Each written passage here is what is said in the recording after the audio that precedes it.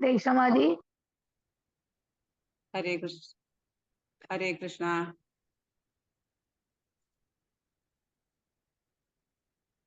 തുടങ്ങാം. ഇവിടെ ഒരു ഗസ്റ്റ് ഉണ്ടായിരുന്നു, അതാണ്.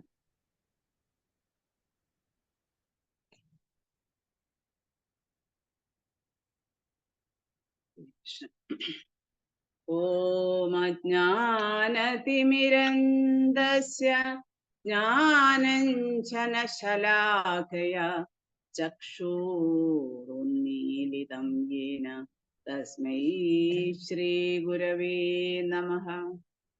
ശ്രീചൈതന്യമനോഭീഷ്ടം സ്ഥാപിതം യേന ഭൂതലേ സ്വയം രൂപ കദാ മഹ്യം ദദാതി സ്വപദാന്തികം. വന്ദേഹം ശ്രീഗുരുൻ ശ്രീയുതപദകമലം ശ്രീഗുരൂൻ വൈഷ്ണവാംശ്ച ശ്രീരൂപം സാഗ്രജാതം സഹഗണ രഘുനാഥാന്വിതം തം സജീവം സാദ്വൈതം സാവധൂതം പരിജനസഹിതം കൃഷ്ണ ചൈതന്യദേവം ശ്രീരാധാ കൃഷ്ണ പാദാൻ സഹഗണ ലളിതാ ശ്രീവിശാഖാന്വിതാംശ്ച. ഹേ കൃഷ്ണ കരുണാ സിന്ധോ ദീനബന്ധോ ജഗത്പദേ ഗോപേശ ഗോപികാകാന്ത രാധാകാന്ത നമോസ്തുതേ. തപ്തകാഞ്ചന ഗൗരംഗി രാധേ വൃന്ദാവനേശ്വരി വൃഷഭാനുസുതേ ദേവി പ്രണാമാമി ഹരിപ്രിയേ. നമോ ഓം വിഷ്ണുപാദായ കൃഷ്ണപ്രേഷ്ഠായ ഭൂതലേ ശ്രീമദേ ഭക്തിവേദാന്ത സ്വാമിന്നിധി നാമിനേ. നമസ്തേ സാരസ്വതി ദേവേ ഗൗരവാണി പ്രചാരിണേ നിർവിശേഷ ശൂന്യവാദി പാശ്ചാത്യദേശതാരിണേ. ജയ ശ്രീ കൃഷ്ണ ചൈതന്യ പ്രഭു നിത്യാനന്ദ ശ്രീ അദ്വൈത ഗദാധര ശ്രീവാസാദി ഗൗരഭക്തവൃന്ദ. ഹരേ കൃഷ്ണ കൃഷ്ണ കൃഷ്ണ ഹരേ ഹരേ, ഹരേ രാമ രാമ രാമ ഹരേ ഹരേ. ഹരി ഓം തത്സത്.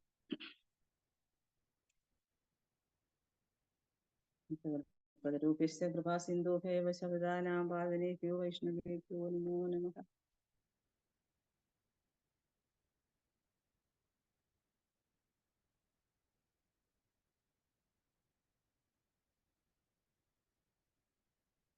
ശ്രീ ചൈതന്യ നിത്യാനന്ദ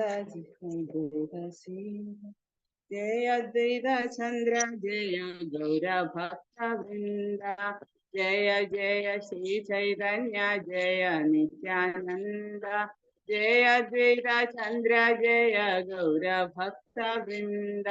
ജയ ജയ ശ്രീ ചൈതന്യ ജയ നിത്യാനന്ദ ജയ അദ്വൈത Chandra Jaya ഗൗരഭക്തവൃന്ദ. Hare Krishna Krishna Krishna Hare Hare, Hare Ram Ram Ram Hare Hare, Hare Krishna Krishna Krishna Hare Hare, Hare Ram Ram Ram Hare Hare, Hare Krishna Krishna Krishna Hare Hare, Hare Ram Ram Ram Hare Hare, Krishna Krishna Krishna Hare Hare, Hare Rama Rama Rama Hare Hare. Jaya Guru Deva Jaya Guru Deva Jaya Guru Deva Jaya Guru Deva, Jaya Prabhupada Jaya Prabhupada Jaya Prabhupada Jaya Prabhupada Jaya Jaya Prabhupada Prabhupada Prabhupada Jaya Jaya Prabhupada. Jai Gaura Hari Bol Hari Bol Hari Bol Mithai Gaura Hari Bol. Gaura Premanande Jayam Sri Vishnupada Paramahamsa Purivachacharya Ashtotara Saran Sringesh Bhaktivedanta Swami Srila Prabhupada ki jai, Ananda Kodi Vaishnava Vrinda ki jai, Radha Madhava ki jai, Jagannath Baladi Subhadramaya Sudarshan ki jai, Sri Panchatattva ki jai. Jai Gaura Premanande Hari Hari Bol. Hare Krishna. ഇന്നത്തെ ചൈതന്യ ചരിതാമൃതം ക്ലാസ്സിലേക്ക് എല്ലാ ഭക്തജനങ്ങൾക്കും സ്വാഗതം. എല്ലാവർക്കും എൻ്റെ വിനീതമായ പ്രണാമങ്ങൾ അർപ്പിക്കുന്നു. ഇന്ന് നമ്മളിവിടെ ചർച്ച ചെയ്യുന്നത് ശ്രീമദ് ഭാഗവതം ശ്രീമദ് ശ്രീ ചൈതന്യ ചരിതാമൃതമിന്റെ വീഡിയോ ഓൺ ചെയ്ത് കഴിഞ്ഞാൽ ചിലപ്പോൾ ഓഡിയോയ്ക്ക് ബുദ്ധിമുട്ടുണ്ടാകും. അതുകൊണ്ടാണ് ഞാൻ വീഡിയോ ഓൺ ചെയ്യുന്നില്ല. അപ്പോ ചൈതന്യ ചരിതാമൃതത്തിന്റെ ആദിലീല അധ്യായം 4 ശ്ലോകം 188 ശ്രീ ചൈതന്യ അവതാരത്തിന്റെ രഹസ്യ കാരണങ്ങൾ, അതാണ് നമ്മുടെ ചർച്ച. അപ്പൊ ശ്ലോകം 188. ഓം നമോ ഭഗവതേ വാസുദേവായ. ഓം നമോ ഭഗവതേ വാസുദേവായ.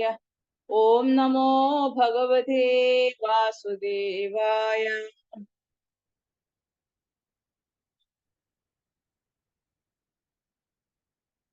താൻ സബാര നാഹി നിജ സുഖ അനുരോധ തഥാപി ബാഢയേ സുഖ പടില വിരോധ. വിവർത്തനം: ഗോപികമാർക്ക് അവരുടെ സ്വന്തം സുഖത്തിൽ താല്പര്യമില്ല, എങ്കിലും ആനന്ദം വർദ്ധിക്കുന്നു. തീർച്ചയായും ഇതൊരു വൈരുദ്ധ്യമാണ്. ജ്ഞാനശലാഖയ ചക്ഷുരുന്മീലിതം യേന തസ്മൈ ശ്രീ ഗുരവേ നമഃ. അപ്പൊ ഇവിടെ ഗോപികമാരുടെ ആനന്ദത്തിന്റെയും സന്തോഷത്തിന്റെയും ചർച്ചയാണ്. അപ്പം ഇവിടെ ആനന്ദം എങ്ങനെയാണ്? ആനന്ദം നമ്മൾ പറയാറുണ്ട്, ചൈതന്യ മഹാപ്രഭുവിന്റെ ശിഷ്ടാഷ്ടകത്തിലെ ആദ്യത്തെ ശ്ലോകത്തിൽ ആനന്ദാംബുധി വർദ്ധനം പ്രതിപദം പൂർണ്ണാമൃതാസ്വാദനം എന്ന്.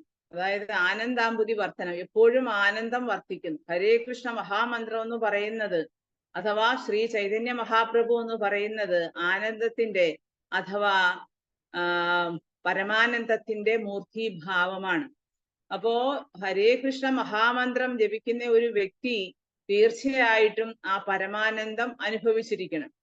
ഹരേ കൃഷ്ണ മഹാമന്ത്രം ജപിക്കുമ്പോഴാ അതിനകത്ത് ഒരുപാട് ആ നാമം ജപിച്ച് അതിൻ്റെ ആ മൂർധന്യതയിൽ എത്തുമ്പോഴാ അതിനകത്ത് ഒരുപാട് മാറ്റങ്ങൾ വരും. അതുകൊണ്ടാണ് ശ്രീ ചൈതന്യ മഹാപ്രഭു ഭഗവാനോട് തന്നെ ചോദിക്കുന്നത്, ഭഗവാനെ, ഈ നാമം ജപിക്കുമ്പോൾ എപ്പോഴാണ് എൻ്റെ കണ്ണിൽ നിന്ന് കണ്ണുനീര് വരിക, എപ്പോഴാണ് എൻ്റെ ശരീരം രോമാഞ്ചമണിയുക, എപ്പോഴാണ് എനിക്ക് ഗദ്ഗതം ഉണ്ടാകുക, അതുപോലെ എൻ്റെ ശരീരം വിയർക്കുന്ന എപ്പോഴാണ്. അപ്പൊ ഇതൊക്കെ കണ്ണുനീർ ധാരധാരയായി ഒഴുകണം എന്നാണ് ഹരിനാമം ജപിക്കുമ്പോൾ. അപ്പോ ആ ഹരിനാമ ജപം എന്ന് പറയുന്നത് അത് നമ്മൾ ഭഗവാനെ അനുഭവിക്കുകയാണ്. നമ്മൾ ശബ്ദ തരംഗത്തിൽ കൂടി ആ ശബ്ദ സ്പന്ദനത്തിലൂടെ ഭഗവാനെ ഹൃദയത്തിൽ അനുഭവിച്ചറിയുന്നതാണ് ഹരിനാമജപം. അപ്പൊ അതാണ് ചൈതന്യ മഹാപ്രഭു ഉദ്ദേശിക്കുന്നത്. നമ്മളിപ്പം കാരണം കലിയുഗത്തിൽ കലികാലെ നാമരൂപേ കൃഷ്ണ അവതാരം. കലിയുഗത്തില് ഭഗവാൻ കൃഷ്ണ അവതാരം നാമരൂപത്തിലാണ് അവതരിച്ചിരിക്കുന്നത്, ഭഗവാൻ ശ്രീകൃഷ്ണൻ. അപ്പൊ ഭഗവാൻ ചൈതന്യ മഹാപ്രഭു ആ ഒരു എന്താ പറയാ ആനന്ദത്തിന്റെ മൂർത്തിഭാവമാണ്. അപ്പം ഇവിടെ വ്രജ ലീലയില ഭഗവാൻ ശ്രീകൃഷ്ണൻ ഗോപികമാരുമായിട്ട് സമ്മേളിക്കുമ്പോഴാ അദ്ദേഹം ഒരുപാട് ആനന്ദം അനുഭവിച്ചിരുന്നു. അതോടൊപ്പം തന്നെ ഗോപികമാരായാലും അവരുടെ ആനന്ദം അടിക്കടി വർദ്ധിച്ചു വരികയാണ്. കാരണം കലിയുഗത്തിലെ വ്രജധാമത്തിലെ അഥവാ വ്രജലീലയിലെ രാസലീല തന്നെയാണ് ഹരേ കൃഷ്ണ മഹാമന്ത്രം കലിയുഗത്തില്. അപ്പൊ നമ്മള് ശരിക്കും ഈ ഹരേ കൃഷ്ണ മഹാമന്ത്രത്തിന്റെ ആ ഒരു മഹിമ അല്ലെങ്കിൽ അതിന്റെ ആ അനുഭൂതി നമ്മൾ അനുഭവിക്കണം. അപ്പൊ അതിന്റെ ആ ഉന്നതമായ ആ തലത്തിലേക്ക് നമ്മൾ ഉയർന്നുയർന്നുയർന്നു വരണം. അത് അത്ര ഈസിയുള്ള കാര്യമല്ല. നമ്മൾ ഉയർന്നുയർന്ന് വരേണ്ടതാണ്. ഹരിനാമത്തിന്റെ രുചി, നാമരുചി നമ്മൾ അനുഭവിച്ചറിയണം. അപ്പൊ നമ്മൾ നാമരുചിയൊക്കെ അനുഭവിച്ചറിയാൻ കുറെ അനർത്ഥങ്ങളൊക്കെ നമ്മുടെ ഹൃദയത്തിൽ നിന്നൊക്കെ മാറിക്കിട്ടി, കുറെ കർമ്മദോഷങ്ങളൊക്കെ മാറിക്കിട്ടി കഴിയുമ്പോഴാണ് നമുക്ക് ശരിക്കും നാമത്തെ ആസ്വദിക്കാനും അതിന്റെ രുചി അല്ലെങ്കിൽ അതിന്റെ സ്വാദ് നമുക്ക് ആസ്വദിക്കാനും പറ്റുന്നത്. അപ്പം ഇവിടെ ഗോപികമാരെ സംബന്ധിച്ചിടത്തോളം അവർക്ക് ഭഗവാനോടുള്ള സ്നേഹാതിരേകത്താൽ അവർക്ക് സ്വന്തം സുഖത്തിൽ യാതൊരു താല്പര്യവുമില്ല. അതാണ് ശരിയായ ഭക്തി എന്ന് പറയുന്നത്. ശരിയായ ഭക്തി എന്ന് പറയുന്നത് കൃഷ്ണാനുശീലനമാണ്. കൃഷ്ണപ്രീതിക്ക് വേണ്ടി എന്താണോ ചെയ്യുന്നത് അതാണ് കൃഷ്ണാനുശീലനം. അപ്പം അവിടെ കർമ്മമാട്ടെ, ജ്ഞാനമാട്ടെ, ധ്യാനമാട്ടെ അവിടെ ഒന്നിനും ഒരു പ്രസക്തിയില്ല. അവിടെ ഭക്തി അഥവാ എന്താണ് പ്രേമം. അപ്പൊ അതിന് മാത്രമാണ് ഈ ഒരു എന്താ പറയാ പ്രാധാന്യം നൽകിയിരിക്കുന്നത്. ഗോപികമാരെ സംബന്ധിച്ചിടത്തോളം അവരുടെ സ്വന്തം സുഖത്തിലും ഒരു താല്പര്യവും ഇല്ലാത്തവരാണ്. പക്ഷെ എങ്കിലും അവരുടെ ആനന്ദം വർദ്ധിച്ചുകൊണ്ടിരിക്കുകയാണ്. അതെന്താ? കാരണം അവര് ഭഗവാനെ കാണുമ്പോഴൊക്കെ അവര് സ്വയം ആനന്ദം അനുഭവിക്കുന്നത്. കാരണം ഭഗവാനിലെ നേരത്തെ കഴിഞ്ഞ പ്രാവശ്യം ഞാൻ പറഞ്ഞായിരുന്നു, കൽക്കണ്ടം പോലെയാണ് ഭഗവാൻ. കൽക്കണ്ടം പോലെയാണ്. അതിനോട് ആകർഷണം കൂടി കൂടി കൂടി വരികയാണ് ഭക്തർക്ക്, അല്ലേ? ഭക്താനാം അഭിജാനാതി. ഭക്തിയോടുകൂടി ആരാണോ എന്നെ സേവിക്കുന്നവർക്ക് മാത്രമേ എന്നെ മനസ്സിലാക്കാൻ പറ്റൂ. അപ്പൊ എന്ന് പറയുന്നല്ലോ. അപ്പം അതൊക്കെ ഒരു വൈരുദ്ധ്യമാണ്. ആക്ച്വലി ഇവിടെ വൈരുദ്ധ്യം എന്നാണ് അതിന് പറയുന്നത്. കാരണം എന്ന് വെച്ച് കഴിഞ്ഞാല് എല്ലാവരും അവരവരുടെ സ്വാർത്ഥ താല്പര്യങ്ങൾക്ക് പിന്നാലെ പായുന്നതാണ്. ഇപ്പൊ ഇവൻ ഭക്തന്മാരായാൽ പോലും ചില ഭക്തി ഇപ്പം ഗോപികമാരുടെ ഭക്തിയാണ്. ഇപ്പം രാജ്ഞിമാര് ഭഗവാന്റെ ഭക്തരാണ് അവരും. പക്ഷെ അവരോടും നമ്മളറിയാലോ ഓരോ അനുഭവത്തിൽ കൂടി. ഇപ്പം അതുപോലെ ബ്രാഹ്മണരായാലും എപ്പോഴും ഭഗവാന്റെ സേവനങ്ങളൊക്കെ ചടങ്ങുകളൊക്കെ ചെയ്യുന്ന വ്യക്തികളാണ് ബ്രാഹ്മണര്. അവർക്കൊക്കെ ഒരിക്കലും ഭഗവാനെ മനസ്സിലാക്കാൻ കഴിയില്ല. അപ്പം യഥാർത്ഥത്തിൽ അതാണ് പറയുന്നത്.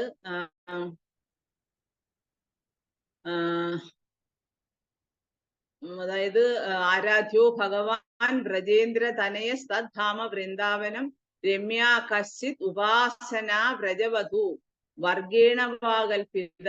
അവരുടെ ഉപാസന അഥവാ ഗോപികമാര് ഏത് രീതിയിലാണ് ഭഗവാനെ സേവിച്ചിരുന്നത് ആ സേവനമാണ് ഏറ്റവും ഉത്കൃഷ്ടമായിട്ടുള്ള ആരാധന അഥവാ സേവനം എന്ന് പറയുന്നത്.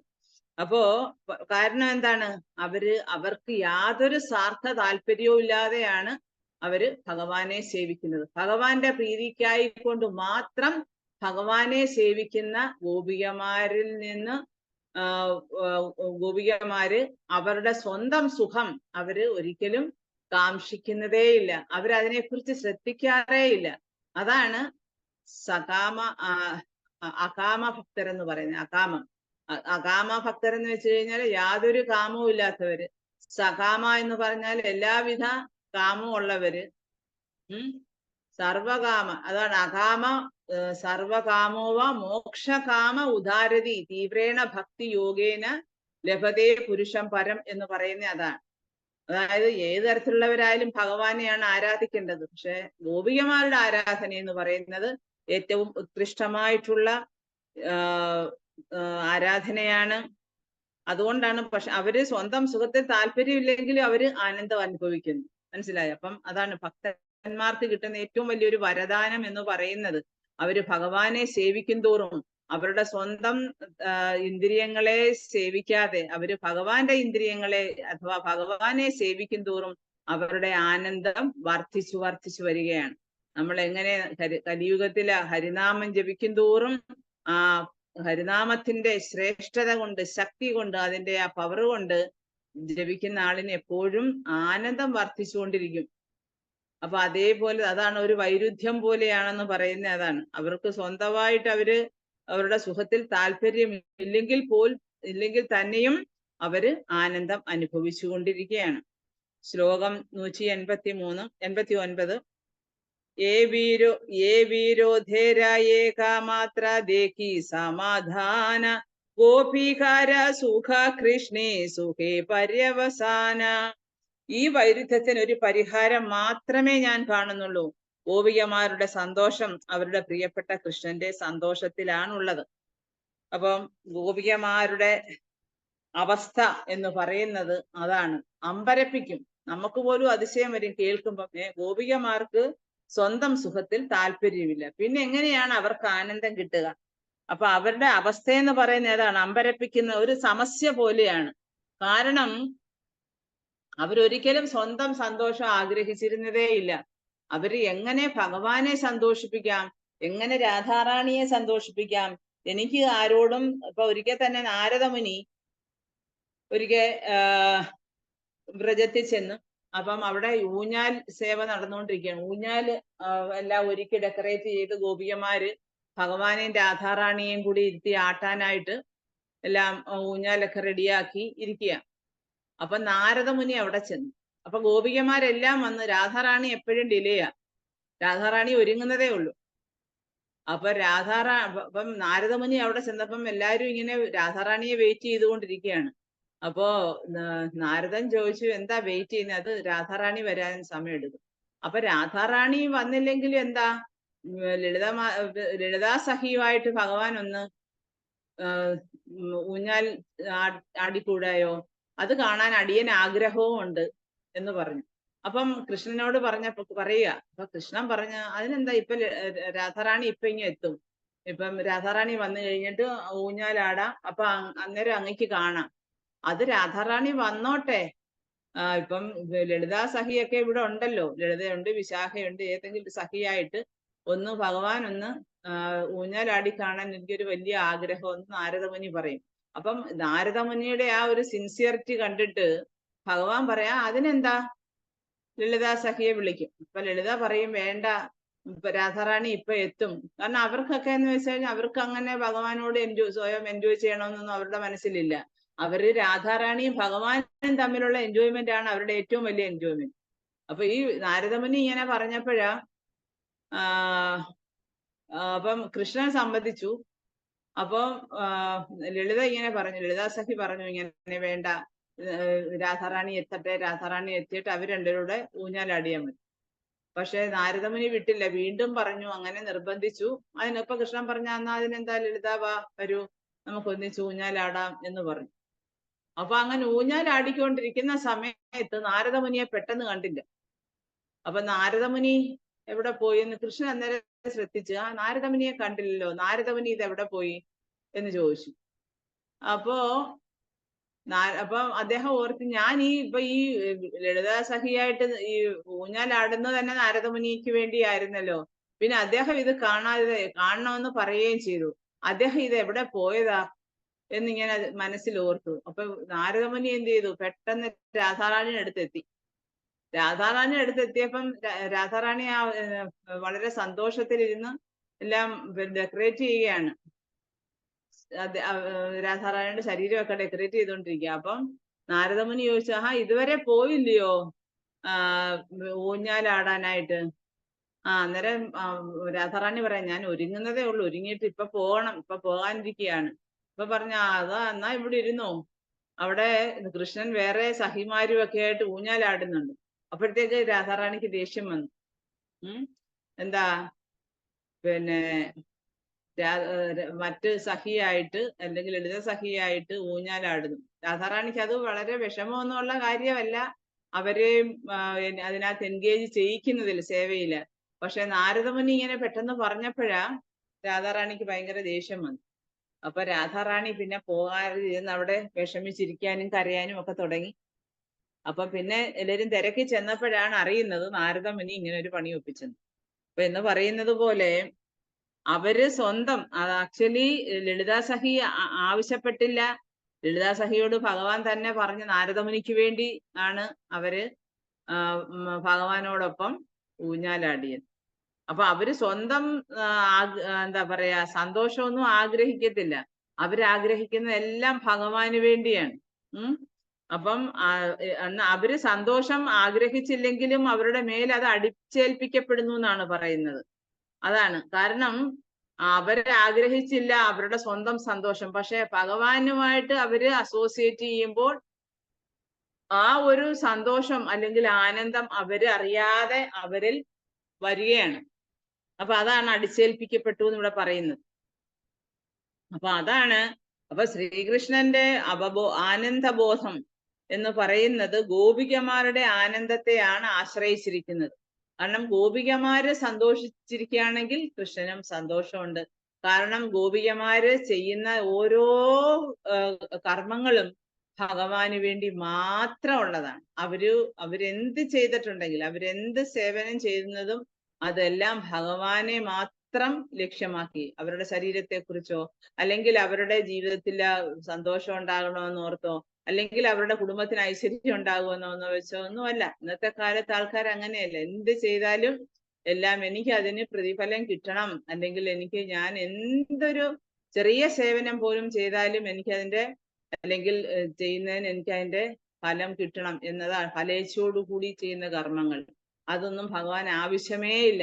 എന്തുകൊണ്ടാണ് ഭഗവാൻ ഈ ഗോപികമാരോട് ഇത്രമാത്രം കടപ്പെട്ടിരിക്കുന്നത്? കാരണം ഗോപികമാരുടെ മനസ്സ് ഭഗവാൻ അറിയാം. എത്രമാത്രം സ്നേഹം, എത്രമാത്രം പ്രേമം, എത്രമാത്രം എന്താ പറയാ ഭഗവാനോടുള്ള പ്രീതി ഒക്കെ അവരുടെ ഹൃദയത്തിലുണ്ട്. അപ്പൊ അത് മാത്രം മതി ഭഗവാൻ. ഭാവഗ്രഹി ആയിട്ടുള്ള ജനാർദ്ദനായിട്ടുള്ള ഭഗവാൻ ഈ സ്നേഹിക്കുന്ന ആ ഭക്തരുടെ എന്താണ് നിഷ്കളങ്കരായ ഭക്തരുടെ ആ ഒരു പ്രേമഭാജനം മാത്രമാണ് ഭഗവാൻ. അവരുടെ കൈകളിൽ ഒരു പ്രേമഭാജനമാണ് ഭഗവാൻ. അപ്പൊ അതുകൊണ്ടാണ് ശ്രീകൃഷ്ണന്റെ അവബോധം അഥവാ ആനന്ദബോധം ഗോപികമാരുടെ ആനന്ദത്തെ ആശ്രയിച്ചാണ് ഇരിക്കുന്നത്. ഭഗവാന് സന്തോഷം വേണമെങ്കിൽ ഗോപികമാര് ഭഗവാനെ സന്തോഷിപ്പിക്കണം. അപ്പം വൃന്ദാവനത്തിലെ ഭക്തരെന്ന് വെച്ച് കഴിഞ്ഞാൽ അവര് ഗോപികമാരെ അല്ലെങ്കിൽ രാധാറാണിയെ അല്ലെങ്കിൽ അവരുടെ സഖികളെയൊക്കെ സേവിക്കാനാണ് ശ്രമിക്കുന്നത്. പണ്ടൊരു കഥയുണ്ടായിരുന്നു. അപ്പൊ വൈഷ്ണവര്, ഇവരൊക്കെ എന്ന് വെച്ചാൽ ഭഗവത് ഭക്തന്മാരാണ്. ഭഗവാൻ എപ്പോഴും പറയാറുണ്ട്, ഭഗവാന്റെ സേവിക്കുന്നതിനെക്കാട്ടിൽ എനിക്ക് എന്നെ സ്നേഹിക്കുന്നതിനെക്കാട്ടിൽ കൂടുതൽ ഇഷ്ടം എൻ്റെ ഭക്തരെ സേവിക്കുന്നതാണ്. കാരണം അത് ഭഗവാൻ വളരെ പർട്ടിക്കുലർ ആയിട്ട് പറഞ്ഞിട്ടുണ്ട്. അതിനൊക്കെ ഒരുപാട് എക്സാമ്പിളും ഉണ്ട് ശാസ്ത്രങ്ങളിലും. അപ്പൊ അങ്ങനെ ഒരു കാഞ്ചിപൂർണ എന്ന് പറഞ്ഞ ഒരു ഭക്തൻ ഭഗവാൻ എന്നും ഇരുന്ന് ചാമരം വീശുമായിരുന്നു. അപ്പൊ അങ്ങനെ ചാമരം വീശുമ്പോഴാ ഇപ്പം ഒരിക്കൽ നമ്മുടെ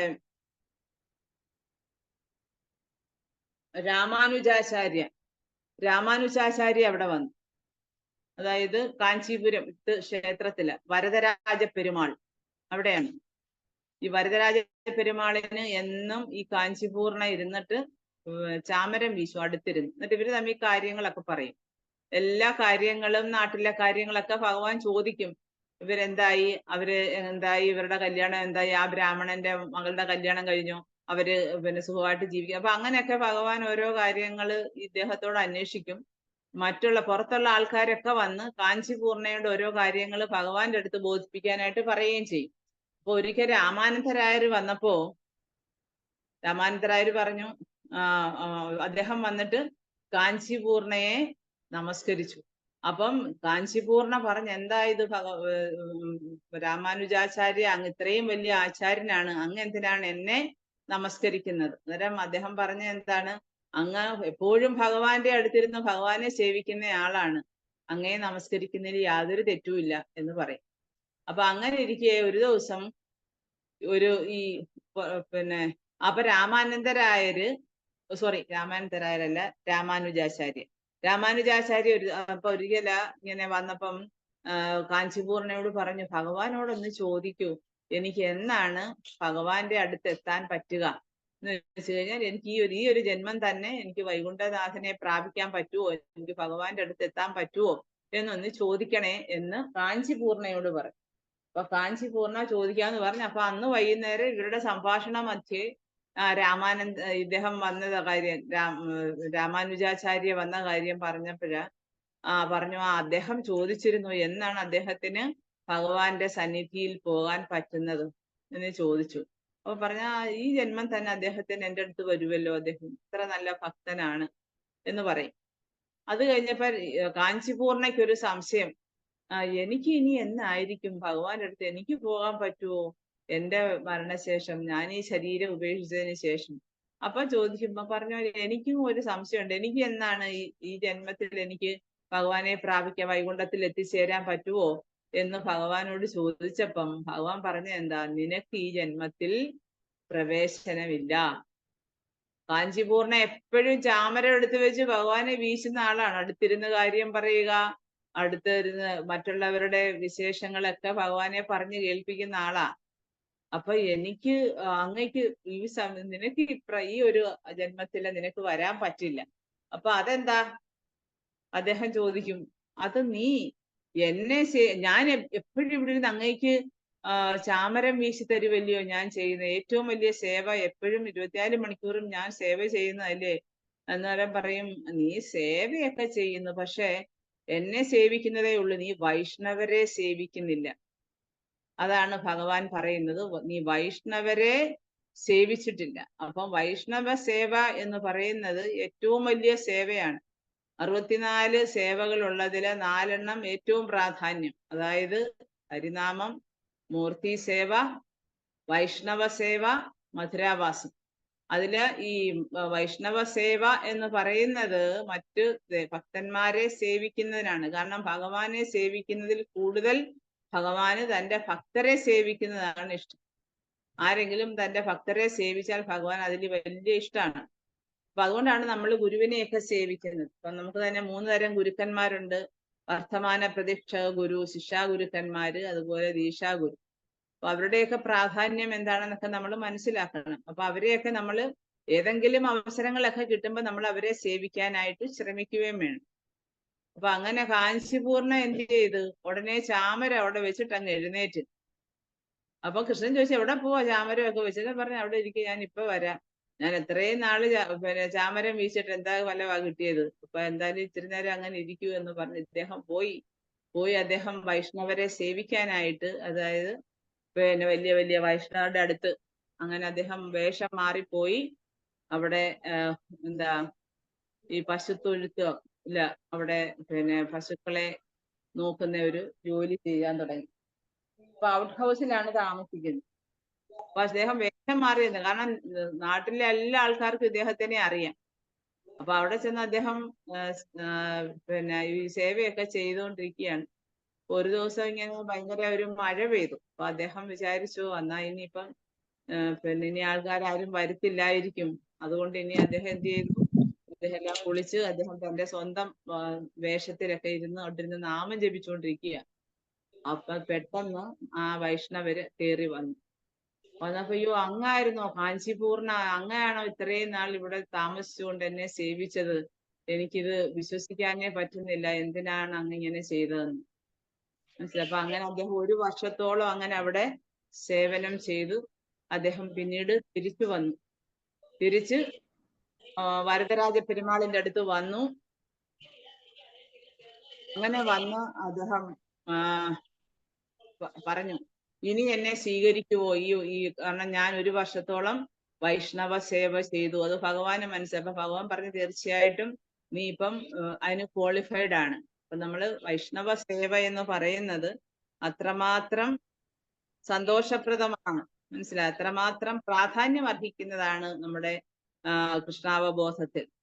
അപ്പം അതുകൊണ്ടാണ് പറയുന്നത്, വൃന്ദാവനത്തിലെ ഭക്തന്മാര് ഗോപികമാരെ അതുപോലെ രാധാറാണിയെ, അതുപോലെ അവരുടെ സഖികളെ, അവരുടെ അങ്ങനെ അങ്ങനെ കാരണം എന്ന് വെച്ച് കഴിഞ്ഞാൽ സഖികളെയും അതാണ് ദാസ ഗോപി ഭർത്തൃ പദ കമലയോ ദാസ ദാസ ദാസാനുദാസ എന്ന് ചൈതന്യ മഹാപ്രഭു പറയുന്നത് അതുകൊണ്ടാണ്.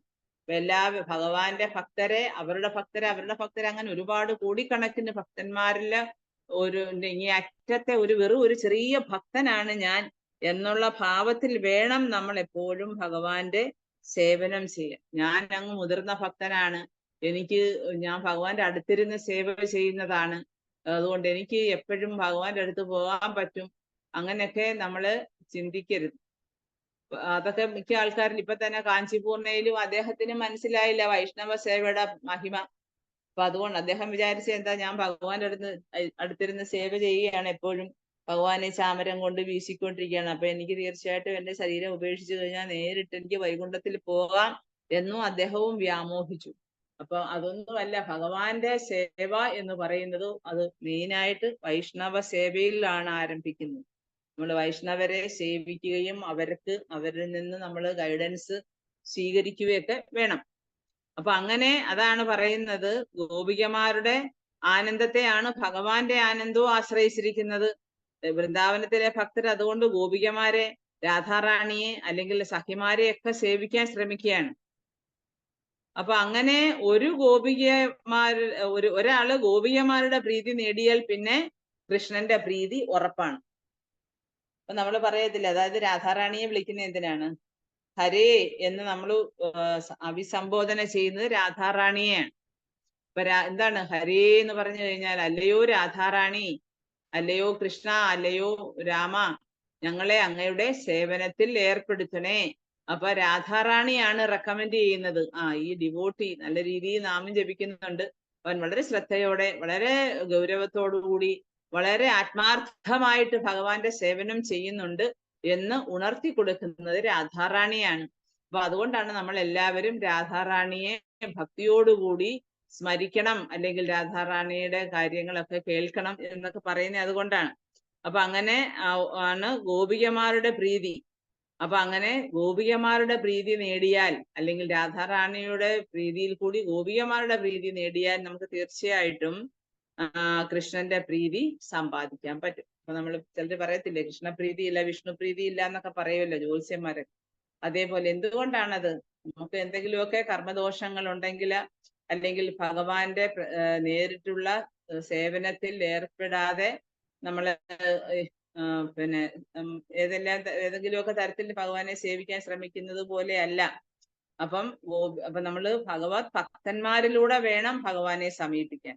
നമുക്ക് ഡയറക്റ്റ് എന്ന് ഭഗവാനെയും രാധാറാണിയും എന്ന് സേവിക്കാനുള്ള യാതൊരു യോഗ്യതയുമില്ല. അപ്പൊ അങ്ങനെ ഗുരുവിൽ കൂടിയാണ്, അല്ലെങ്കിൽ ഭഗവാന്റെ ഭക്തന്മാരിൽ കൂടിയാണ് നമ്മൾ ഭഗവാനെ അപ്രോച്ച് ചെയ്യുന്നത്. അപ്പൊ അതുകൊണ്ടാണ് ഗുരുവിന്റെ പ്രാധാന്യം ഏറ്റവും മഹത്തരമാണ് ആധ്യാത്മിക ജീവിതത്തിന്റെ ഉയർച്ചയ്ക്ക് എന്ന് പറയുന്നത് അതുകൊണ്ടാണ്. അപ്പം ഗോപികമാരുടെ പ്രീതി ആര് സമ്പാദിക്കുന്നോ അവര് തീർച്ചയായിട്ടും കൃഷ്ണന്റെ പ്രീതി വളരെ നിഷ്പ്രയാസമാണ് നേടുന്നത്. കാരണം ഗോപികമാരുടെ ശുപാർശ അതാണ്. അപ്പൊ കൃഷ്ണനോട് ശുപാർശ ചെയ്യും ഗോപികമാര്, അല്ലെങ്കിൽ രാധാറാണി സ്വയം ഭഗവാനോട് പറയും, നോക്കൂ കൃഷ്ണ, ആ ഭക്തൻ എത്ര നന്നായിട്ട് നാമം ജപിക്കുന്നു, അല്ലെങ്കിൽ അവൻ എത്ര നന്നായിട്ട് ഭഗവത്ഗീത വായിക്കുന്നു. ഭഗവത്ഗീത എത്ര നന്നായിട്ട് വായിക്കുന്നു എന്നുള്ളതല്ല പ്രാധാന്യം, എത്ര നന്നായിട്ട് അത് പഠിക്കാൻ ശ്രമിക്കുന്നു. പാഠനം അതാണ്. നമ്മൾ പഠിക്കുകയും അതുപോലെ പഠിപ്പിക്കുകയും വേണം. ഗ്രഹിച്ച് ഉള്ളിൽ നമ്മൾ അതിനെ സ്വീകരിക്കണം, അതിന്റെ തത്വങ്ങളെ സ്വീകരിക്കണം. അതൊക്കെ നമ്മുടെ ഉള്ളിലിരിക്കുന്ന ഭഗവാൻ പരമാത്മാവിന് മനസ്സിലാക്കാൻ പറ്റും. അപ്പൊ അങ്ങനെയാണ് നമ്മള് കൃഷ്ണന്റെ പ്രീതി സമ്പാദിക്കുന്നത് രാധാറാണിയിൽ കൂടി, അല്ലെങ്കിൽ ഗോപികമാരുടെ കൂടി കൃഷ്ണന്റെ പ്രീതി നിഷ്പ്രയാസം നേടാൻ. കാരണം ഗോപികമാരുടെ ശുപാർശയിന്മേലാണ് കൃഷ്ണൻ ഒരു ഭക്തന്റെ സേവനം അംഗീകരിക്കുന്നത്. അതൊക്കെ നമ്മൾ മനസ്സിലാക്കേണ്ട കാര്യമാണ്. നമ്മൾക്ക് നേരിട്ട് അങ്ങ് കൃഷ്ണനെ ചെന്ന് പ്രാർത്ഥിക്കാനുള്ള യോഗ്യത ഒട്ടും തന്നെയില്ല. ഒന്നുകിൽ ഭക്തന്മാരോടൊപ്പം അവര് ചെയ്യുന്ന എങ്ങനെയാണെന്ന് കണ്ട് മനസ്സിലാക്കി അതേപോലെ ചെയ്യാൻ അവരുടെ തണലിൽ ഇരുന്നു. അതുകൊണ്ടാണ് നമുക്ക് എപ്പോഴും സത്സംഗം വളരെ വളരെ ഇമ്പോർട്ടൻ്റ് ആണ്. അവരുടെ സത്സംഗത്തിൽ ഇരുന്നു കൊണ്ട് തന്നെ നമുക്ക് ആധ്യാത്മിക ജീവിതത്തെ കരിപ്പിടിപ്പിക്കാൻ പറ്റും. കാരണം ഗോപികമാരുടെ ശുപാർശയിന്മേലാണ് കൃഷ്ണൻ ഒരു ഭക്തന്റെ സേവനം അംഗീകരിക്കുന്നത്. അപ്പൊ ചൈതന്യ മഹാപ്രഭു കൃഷ്ണനെ സന്തോഷിപ്പിക്കുന്നതിന് പകരം ഗോപികമാരെയാണ് സന്തോഷിപ്പിക്കാൻ ആഗ്രഹിച്ചത്. മനസ്സിലായോ? അപ്പം കൃഷ്ണനെ ഇപ്പൊ ചൈതന്യ മഹാപ്രഭു ഒരു ഭക്തനായിട്ടാണ് വന്നത്. അദ്ദേഹത്തിന് എല്ലാവർക്കും ഒന്നും ആദ്യം മനസ്സിലാക്കാൻ പറ്റിയില്ല. അദ്ദേഹത്തിന്റെ ഏറ്റവും അടുത്ത ഭക്തന്മാർക്ക് മാത്രമേ ഇത് ഭഗവാൻ തന്നെയാണെന്ന് മനസ്സിലാക്കാനും അംഗീകരിക്കാനും ഒക്കെ പറ്റുള്ളൂ. പക്ഷെ എന്നാലും ഭഗവാൻ എന്താ ചെയ്തതെന്ന് വെച്ച് കഴിഞ്ഞാല് ഗോപികമാരെ സന്തോഷിപ്പിക്കാൻ ആഗ്രഹിച്ചു.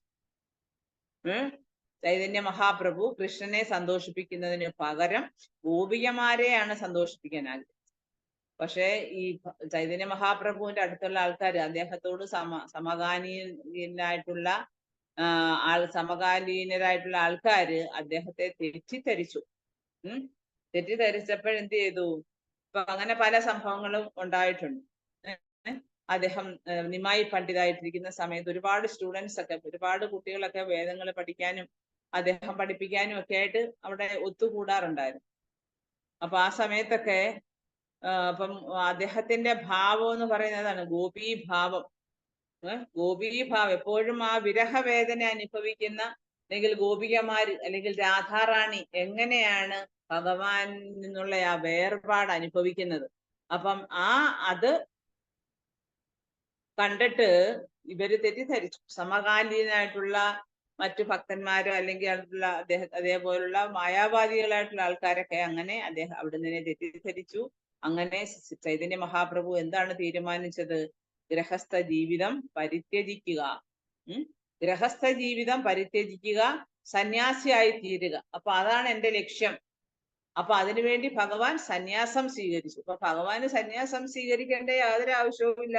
കാരണം ഭഗവാൻ ആരാണ്? പരമദിവ്യോത്തമ പുരുഷനാണ്. അപ്പൊ പരമദിവ്യോത്തമ പുരുഷനായിട്ടുള്ള ഒരാളിനെ പിന്നെ എന്താ സന്യാസിയായി തീരേണ്ട വല്ല ആവശ്യമുണ്ടോ? ഇല്ല. അപ്പൊ അതുകൊണ്ട് പക്ഷേ ഭഗവാൻ എന്ത് ചെയ്തു? ഗൃഹസ്ഥ ജീവിതം, ചെറുപ്പമാണ്, വളരെ ചെറുപ്പത്തിൽ തന്നെ വളരെ സുന്ദരിയും അതുപോലെ ചെറുപ്പവുമായിട്ടുള്ള തന്റെ പത്നിയെ ഉപേക്ഷിച്ചു. എന്നിട്ട് അദ്ദേഹം എന്താണ് ഗൃഹസ്ഥ ജീവിതം പരിത്യജിച്ചിട്ട് അദ്ദേഹം സന്യാസിയായി തീർന്നു. അപ്പൊ അങ്ങനെ സന്യാസിയാകാനുള്ള കാരണം ഇതൊക്കെയായിരുന്നു. ഭഗവാനെ പലരും പല വിധത്തിൽ തെറ്റിദ്ധരിച്ചു. ഭഗവാന്റെ മൂഡ് അല്ലെങ്കിൽ ഭാവം എന്താണെന്ന് മനസ്സിലാക്കാൻ അഭക്തർക്കൊന്നും മനസ്സിലാക്കാൻ കഴിഞ്ഞില്ല.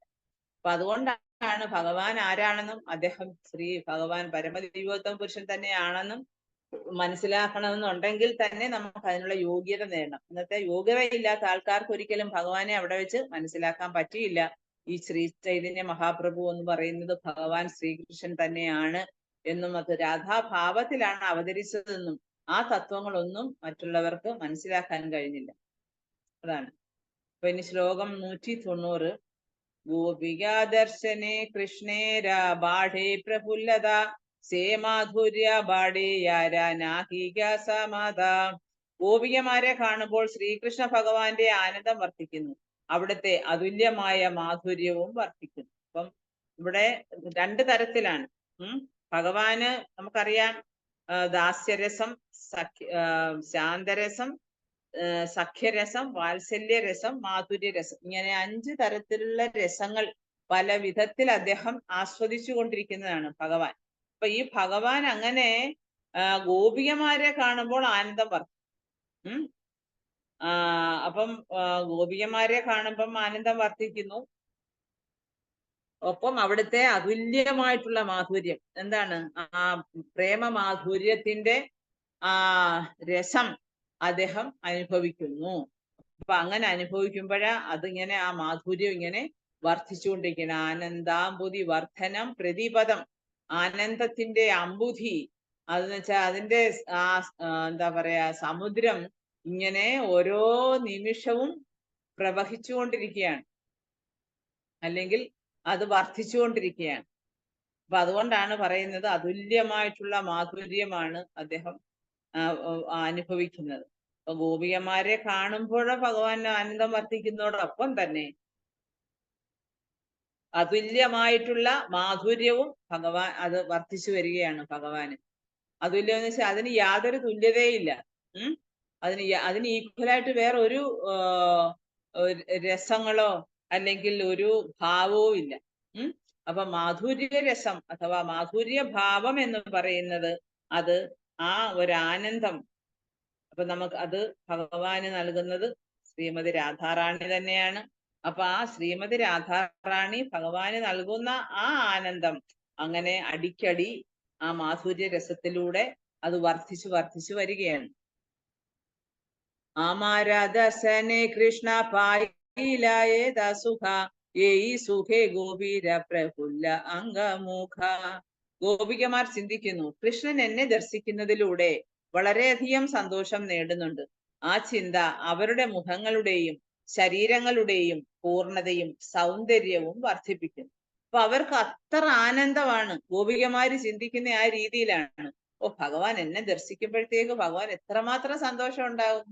ഇപ്പൊ തന്നെ നമ്മള് ഡിവോട്ടീസ്, നമ്മൾ നമ്മുടെ സാധാരണ കുടുംബാംഗങ്ങളെ കാണുന്ന പോലല്ലേ ഡിവോട്ടീസിനെയൊക്കെ കാണുമ്പോൾ നമുക്കൊരു പ്രത്യേക സന്തോഷമാണ്. വിശേഷിച്ച് പുറത്തൊക്കെ എവിടെയെങ്കിലും ഒക്കെ നമ്മൾ പോകുമ്പോൾ ഒരു ഡിവോട്ടിയൊക്കെ കാണുവാണെങ്കിൽ ഭയങ്കര സന്തോഷമാണ്.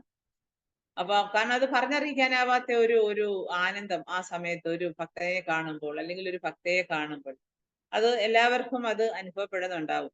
അപ്പോ അപ്പൊ ഗോപികമാരെന്താ ചിന്തിക്കുന്നത്? കൃഷ്ണൻ എന്നെ ദർശിക്കുന്നതിലൂടെ വളരെയധികം സന്തോഷം നേടുന്നുണ്ട്. എന്നെ ദർശിക്കുന്നപ്പോഴത്തേക്ക് തന്നെ ഭഗവാന് സന്തോഷം. അതാണ് നമ്മള് ഇപ്പൊ ഒരു അമ്പലത്തിൽ പോകുന്നതിന്റെ പ്രാധാന്യം എന്ത്? ചിലര് ചോദിക്കും എന്തിനാണ് അമ്പലം? ഈ ഇസ്കോണിലെ നമ്മുടെ ഇസ്കോൺ ഡിവോട്ടീസ് ഒരുപാട് അമ്പലങ്ങള് പല സ്ഥലങ്ങളിലായിട്ട് ഒരുപാട് ലക്ഷ്മി ചെലവാക്കി വെക്കുന്നു. അപ്പൊ ചിലര് ചോദിക്കും എന്തിനാണ് അമ്പലത്തിന്റെ പ്രാധാന്യം, എന്തിനു വേണ്ടിയാണ് അമ്പലത്തിൽ പോകുന്നത് എന്ന് ചോദിക്കാറുണ്ട്. അപ്പൊ നമ്മൾ അമ്പലത്തിൽ പോകുന്ന എന്തിനാണ്? അവിടുത്തെ വിഗ്രഹം അല്ലെങ്കിൽ അവിടെ ഇരിക്കുന്ന ദേവൻ ഒരു ഇപ്പൊ കൃഷ്ണക്ഷേത്രമാണെങ്കിൽ, വിശേഷിച്ച് ഇസ്കോൺ ക്ഷേത്രമാണെങ്കിൽ നമ്മൾ ഭഗവാനെ ദർശനം എടുക്കാനാണ്, അല്ലേ? അപ്പൊ ഒരു അമ്പലത്തിൽ തന്നെ പോയി കഴിഞ്ഞാൽ നമുക്ക് എന്തെല്ലാം പ്രയോജനങ്ങളാണ് അവിടുന്ന് കിട്ടുന്നത്. അവിടെ ചെന്ന് കഴിഞ്ഞാൽ നമുക്ക് ഭഗവാന്റെ ദർശനം കിട്ടും, ഭക്തന്മാരെ സേവിക്കാനുള്ള അവസരങ്ങൾ കിട്ടും, ഭക്തന്മാരുടെ അസോസിയേഷൻ കിട്ടും, അവരുടെ നിർദ്ദേശങ്ങൾ ഭാഗവതം ക്ലാസ്സിലൂടെ അവർ തരുന്ന നിർദ്ദേശങ്ങൾ കിട്ടും. പിന്നെ അതുപോലെ കീർത്തനം പാടാനോ അല്ലെങ്കിൽ അവിടെ ഇരുന്ന് നാമം ജപിക്കാനോ ഉള്ള അവസരങ്ങൾ ഉണ്ടാകും. പിന്നെ അവിടെ ഭഗവാന് എന്ത് വേണം സേവകൾ ചെയ്യാനുമുള്ള അവസരങ്ങൾ ഉണ്ടാകും. പിന്നെ നമ്മൾക്ക് അവിടുന്ന് പ്രസാദം കിട്ടും. അപ്പൊ ഒരുപാട് ഗുണങ്ങളാണ് നമ്മളൊരു കൃഷ്ണ ക്ഷേത്രത്തിൽ പോയാൽ നമുക്ക് കിട്ടുന്നത്. അപ്പൊ ഭഗവാനെ ദർശിക്കുന്നതിലൂടെ തന്നെ അപ്പൊ ഗോപികമാരിങ്ങനെ ചിന്തിക്കുന്ന എന്താണ്? എന്നെ ദർശിക്കുമ്പോ തന്നെ വളരെയധികം സന്തോഷം കൃഷ്ണന് കിട്ടുന്നു. അപ്പം അതേപോലെ തന്നെ അപ്പൊ അങ്ങനെയാണ് ഭക്തന്മാരെ കാണുമ്പോൾ ഭഗവാന് ഭയങ്കര സന്തോഷമാണ്. അപ്പൊ അതേപോലെയാണ് അവരുടെ ചിന്തകൾ, അവരുടെ മുഖങ്ങളും ശരീരങ്ങളും ഒക്കെ പൂർണ്ണതയും സൗന്ദര്യവും വർദ്ധിപ്പിക്കാൻ ഉതകുന്നതുമാണ്, അല്ലെ? അവർക്ക് സന്തോഷം ഉണ്ടാകുമ്പോഴാണ്. പണ്ടൊരിക്കലെ ഒരു അന്ധനെ എന്താണ് നമ്മുടെ വൃന്ദാവനത്തിലെ എന്താ ബംഗബിഹാരി ടെമ്പിളില എല്ലാ ദിവസവും തൊഴാൻ പോവായിരുന്നു. അദ്ദേഹം എല്ലാ ദിവസവും പോവും, ഭഗവാന്റെ ദർശനം എടുക്കും. അദ്ദേഹം അന്ധനാണെങ്കിൽ ഇങ്ങനെ എല്ലാ ദിവസവും പോവും. ഒരു ദിവസം ഇതുപോലെ അദ്ദേഹം ഇങ്ങനെ അമ്പലത്തിനകത്ത് നിന്ന് തൊഴുതിട്ട് ഇറങ്ങി വരുമ്പോഴാ ഒരു സേഠ്ജി, ആ സേഠ്ജി മിക്കവാറും ഈ അമ്പലത്തിലെ സേഠ്ജികൾ എന്നൊക്കെ പറഞ്ഞാൽ അവിടുത്തെ ഏറ്റവും വലിയ ബിസിനസ്സുകാരാണ്. അപ്പൊ അവര് കുറെ ഡിസൈപ്പിൾസും ഒക്കെ ആയിട്ടാണ് വരുന്നത്. അപ്പൊ അവര് ആക്ച്വലി അവര് ശരിയായ ഭക്തരല്ല, അവര് ഈ മായാവാദ സിദ്ധാന്തത്തിലൊക്കെ ഉള്ള ആൾക്കാരാണ്. അപ്പൊ ഈ സേഠ്ജി എന്നും ഇങ്ങനെ വരും, അദ്ദേഹത്തിന്റെ കുറെ അനുയായികളുമായിട്ടൊക്കെ വന്നിട്ട് ദർശനം എടുക്കാനായിട്ട് വരും. അപ്പൊ അങ്ങനെ വന്ന് ഈ ഡോറിന്റെ അടുത്തുനിന്ന് ഈ മനുഷ്യനെ അതിനകത്തോട്ട് കയറി വരുന്നു, ഈ പിന്നെ സേഠ്ജി ഉള്ളിലേക്ക് കയറുന്നു. അപ്പൊ ഇവര് തമ്മില് രണ്ടുപേരുടെ ഡോറിന്റെ അടുത്ത് വെച്ച് ക്ലാഷ് ആയിട്ട് അങ്ങനെ ഈ സേഠ്ജി താഴെ വീഴുമ്പോഴാ ഈ സേഠ്ജി ഭയങ്കര ദേഷ്യം വരും. അദ്ദേഹം എഴുന്നേറ്റേച്ച് ചോദിക്കും, നിങ്ങളുടെ മുഖത്തെന്താ കണ്ണല്ലേ ഇരിക്കുന്നത്? നിങ്ങൾക്ക് എന്താ കണ്ണ് കാണില്ലേ? നിങ്ങൾ എന്തിനാ എന്നെ ഇടിച്ചിട്ട് താഴെ ഇട്ടത്? ഞാൻ താഴെ വീണ കണ്ടില്ലേ? ഇദ്ദേഹത്തിന് ഭയങ്കര ദേഷ്യം വന്നിട്ട് അദ്ദേഹത്തിന് നേരെ വിരൽ ചൂണ്ടി ആക്രോശിക്കും അമ്പലത്തിന്റെ മുന്നിൽ വെച്ച്.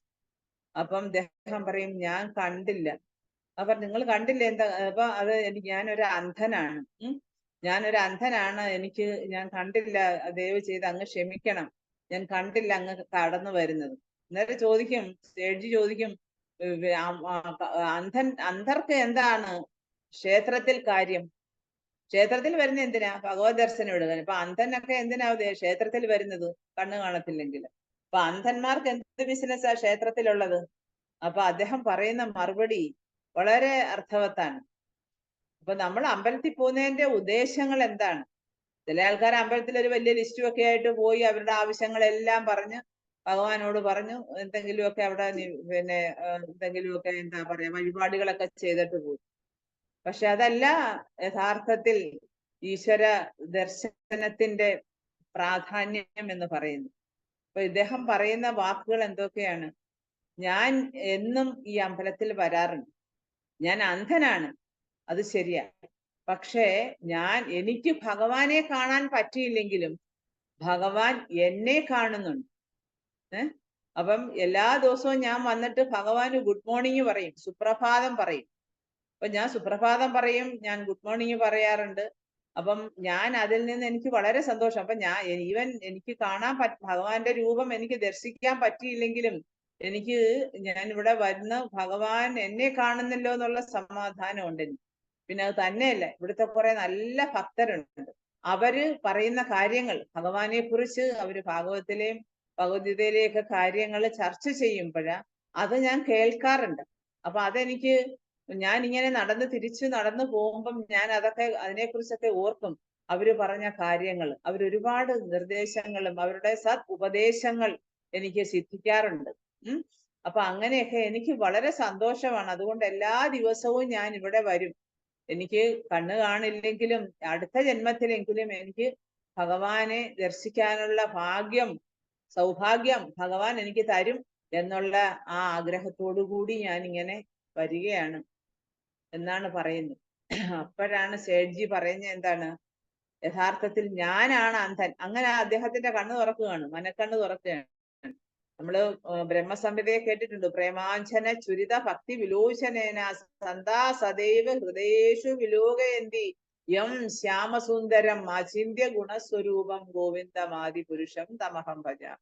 അപ്പോ ആ ഗോവിന്ദൻ, ആ ഭഗവാനെ മനസ്സിൽ ധ്യാനിക്കുന്ന, അതായത് പ്രേമത്തിന്റെ അഞ്ജനം വഴി. ഇപ്പൊ നമ്മളൊരു അമ്പലത്തിലോട്ട് ചെന്നിട്ട് ഭഗവാന്റെ രൂപം ദർശിക്കുന്നത് എങ്ങനെയാ? നമ്മുടെ ഉൾക്കണ്ണുകൊണ്ട് നമ്മൾ ഭഗവാനെ കാണണം.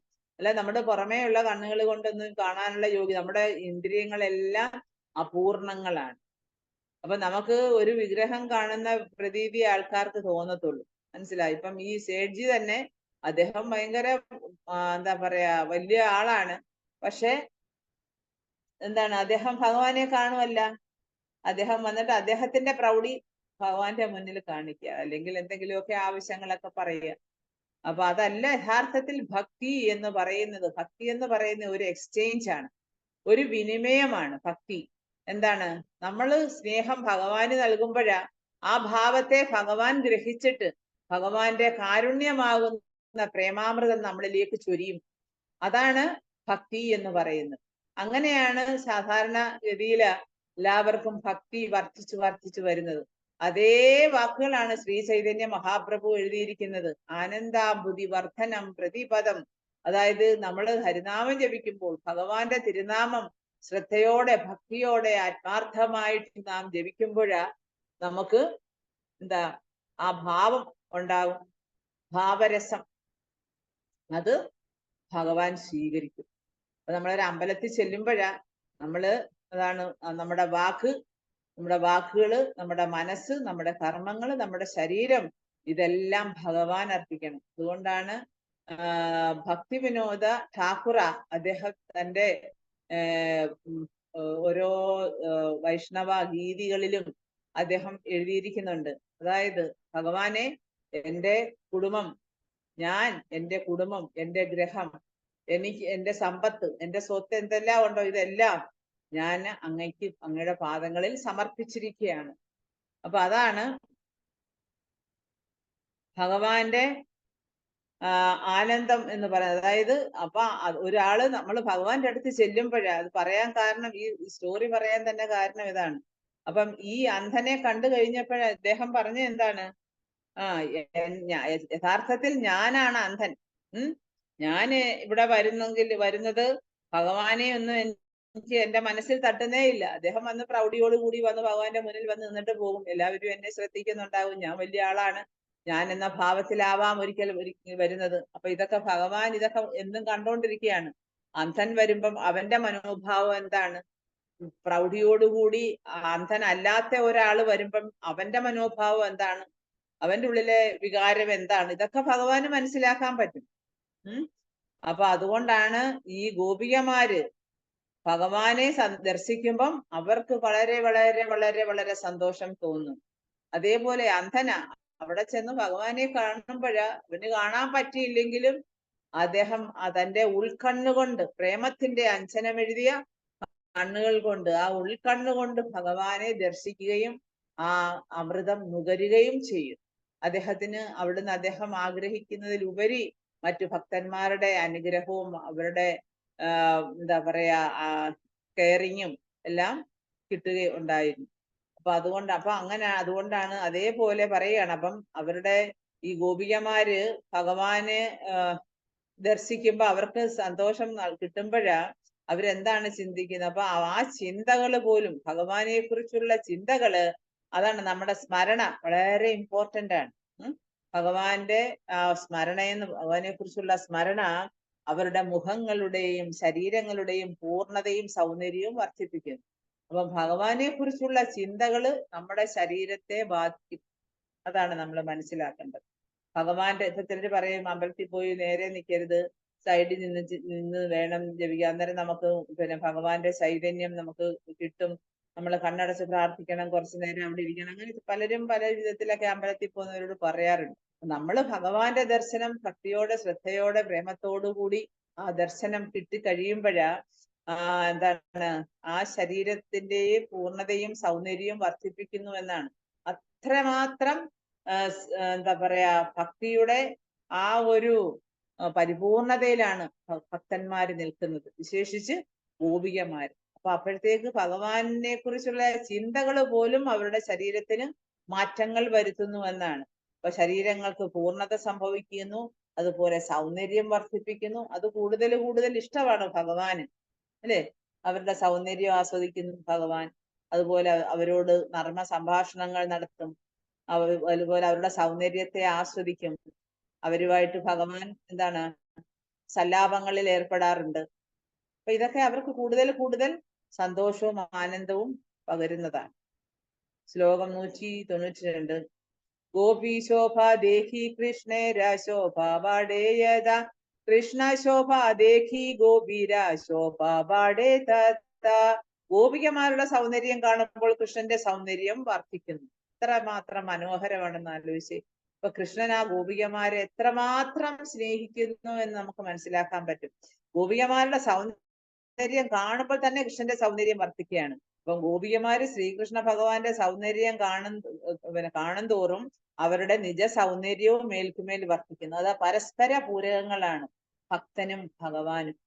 അപ്പം ഭഗവാൻ ഭക്തനെ സ്നേഹിക്കുന്നത്, അല്ലെങ്കിൽ ഭഗവാൻ ഭക്തരിൽ ഭക്തന്മാരിൽ പ്രീതി ഉളവാകുമ്പോൾ അവിടെ എന്തെല്ലാം കാര്യങ്ങളാണ് സംഭവിക്കുന്നത്, നമ്മൾ അതൊക്കെ മനസ്സിലാക്കുന്നു. അപ്പം ഗോപികമാര് അവരുടെ ആ സൗന്ദര്യം കാണുമ്പോ തന്നെ കൃഷ്ണന്റെ സൗന്ദര്യം വർദ്ധിക്കാൻ തുടങ്ങും. നേരത്തെ നമ്മൾ പറഞ്ഞ എന്താ, കൃഷ്ണനെ ദർശിക്കുമ്പോഴത്തേക്ക് അവരൊരുപാട് സന്തോഷം നേടും. അപ്പൊ അത് തന്നെ അവരുടെ ശരീരത്തിന്റെ പൂർണ്ണതയും സൗന്ദര്യവും വർദ്ധിപ്പിക്കുന്നു, മുഖത്തിന്റെ സൗന്ദര്യം ഒക്കെ വർദ്ധിപ്പിക്കുന്നു. അപ്പൊ അപ്പോഴത്തേക്ക് വർദ്ധിച്ചു വരുമ്പോ ഗോപികമാരുടെ സൗന്ദര്യം ഭഗവാൻ ആസ്വദിക്കും. അപ്പൊ അങ്ങനെ ഭഗവാൻ ആസ്വദിക്കുമ്പോൾ ഭഗവാന് വീണ്ടും വീണ്ടും ആ സൗന്ദര്യം കാണുമ്പോ ഭഗവാന്റെ സൗന്ദര്യം വർദ്ധിച്ചുകൊണ്ടേയിരിക്കും. ഇതെല്ലാം അതാണ്. ഇപ്പൊ നമ്മള് എന്താ ദാമോദര രതി വർദ്ധന വേശ് രാധാറാണിയെ പറയുന്നതാണ്. അതായത് ദാമോദരന്റെ രതിയെ വർദ്ധിപ്പിക്കുന്ന ആളാണ് രാധാറാണി. രാധാറാണിയെ കാണുന്ന മാത്രയിൽ തന്നെ ഭഗവാന് സന്തോഷം അല്ലെങ്കിൽ രതി വർദ്ധിക്കും. അപ്പൊ അതേപോലെ ഇവിടെ ഇപ്പൊ രാധാറാണി എന്ന് എടുത്തു പറയുന്നില്ലെങ്കിലും ഗോപികമാരെന്നാണ് ഇവിടെ പറയുന്നത്. അപ്പം ഭഗവാന് ചൈതന്യ മഹാപ്രഭു എപ്പോഴും ആ ഒരു ഭാവത്തിലാണ്. അപ്പം അതാണ് ഈ ഗ്രന്ഥകർത്താവ് പറയുന്ന അതാണ്. അപ്പം ഗോപികമാരുടെ സൗന്ദര്യം കാണുമ്പോൾ കൃഷ്ണന്റെ സൗന്ദര്യം വർദ്ധിക്കും. ഗോപികമാര് ശ്രീകൃഷ്ണ ഭഗവാന്റെ സൗന്ദര്യം കാണുന്തോറും അവരുടെ സൗന്ദര്യം ഇങ്ങനെ നിജം എന്ന് പറഞ്ഞ നിജ സൗന്ദര്യം എന്ന് വെച്ചാൽ യഥാർത്ഥ സൗന്ദര്യം, നൈസർഗികമായ സൗന്ദര്യം അവർക്ക് വർദ്ധിച്ചുകൊണ്ടിരിക്കണം. കാരണം മനസ്സിൻ്റെ ഉള്ളിൽ സന്തോഷം പടരുമ്പോഴാ അല്ലെങ്കിൽ നിറയുമ്പോഴാ അത് മുഖത്ത് പ്രതിഫലിക്കും. നമ്മൾ പറയല്ലോ മനസ്സെന്ന് പറയുന്നത് പിന്നെ അതായത് മുഖം മനസ്സിന്റെ കണ്ണാടിയാണെന്ന് പറയും. അതെന്താണ്? അപ്പം മുഖം മനസ്സിന്റെ കണ്ണാടി എന്ന് നമ്മുടെ ഹൃദയത്തിൽ സന്തോഷം ഉണ്ടെങ്കിൽ, മനസ്സിന് സന്തോഷം ഉണ്ടെങ്കിൽ അത് മുഖത്ത് പ്രകടമാകും. അല്ലാത്തവർക്ക് മനസ്സിന് സമാധാനവും സന്തോഷവും ഇല്ലാത്തവരുടെ മുഖം എപ്പോഴും വാടി എന്തെങ്കിലുമൊക്കെ മ്ലാനമായിട്ടിരിക്കും, അല്ലേ?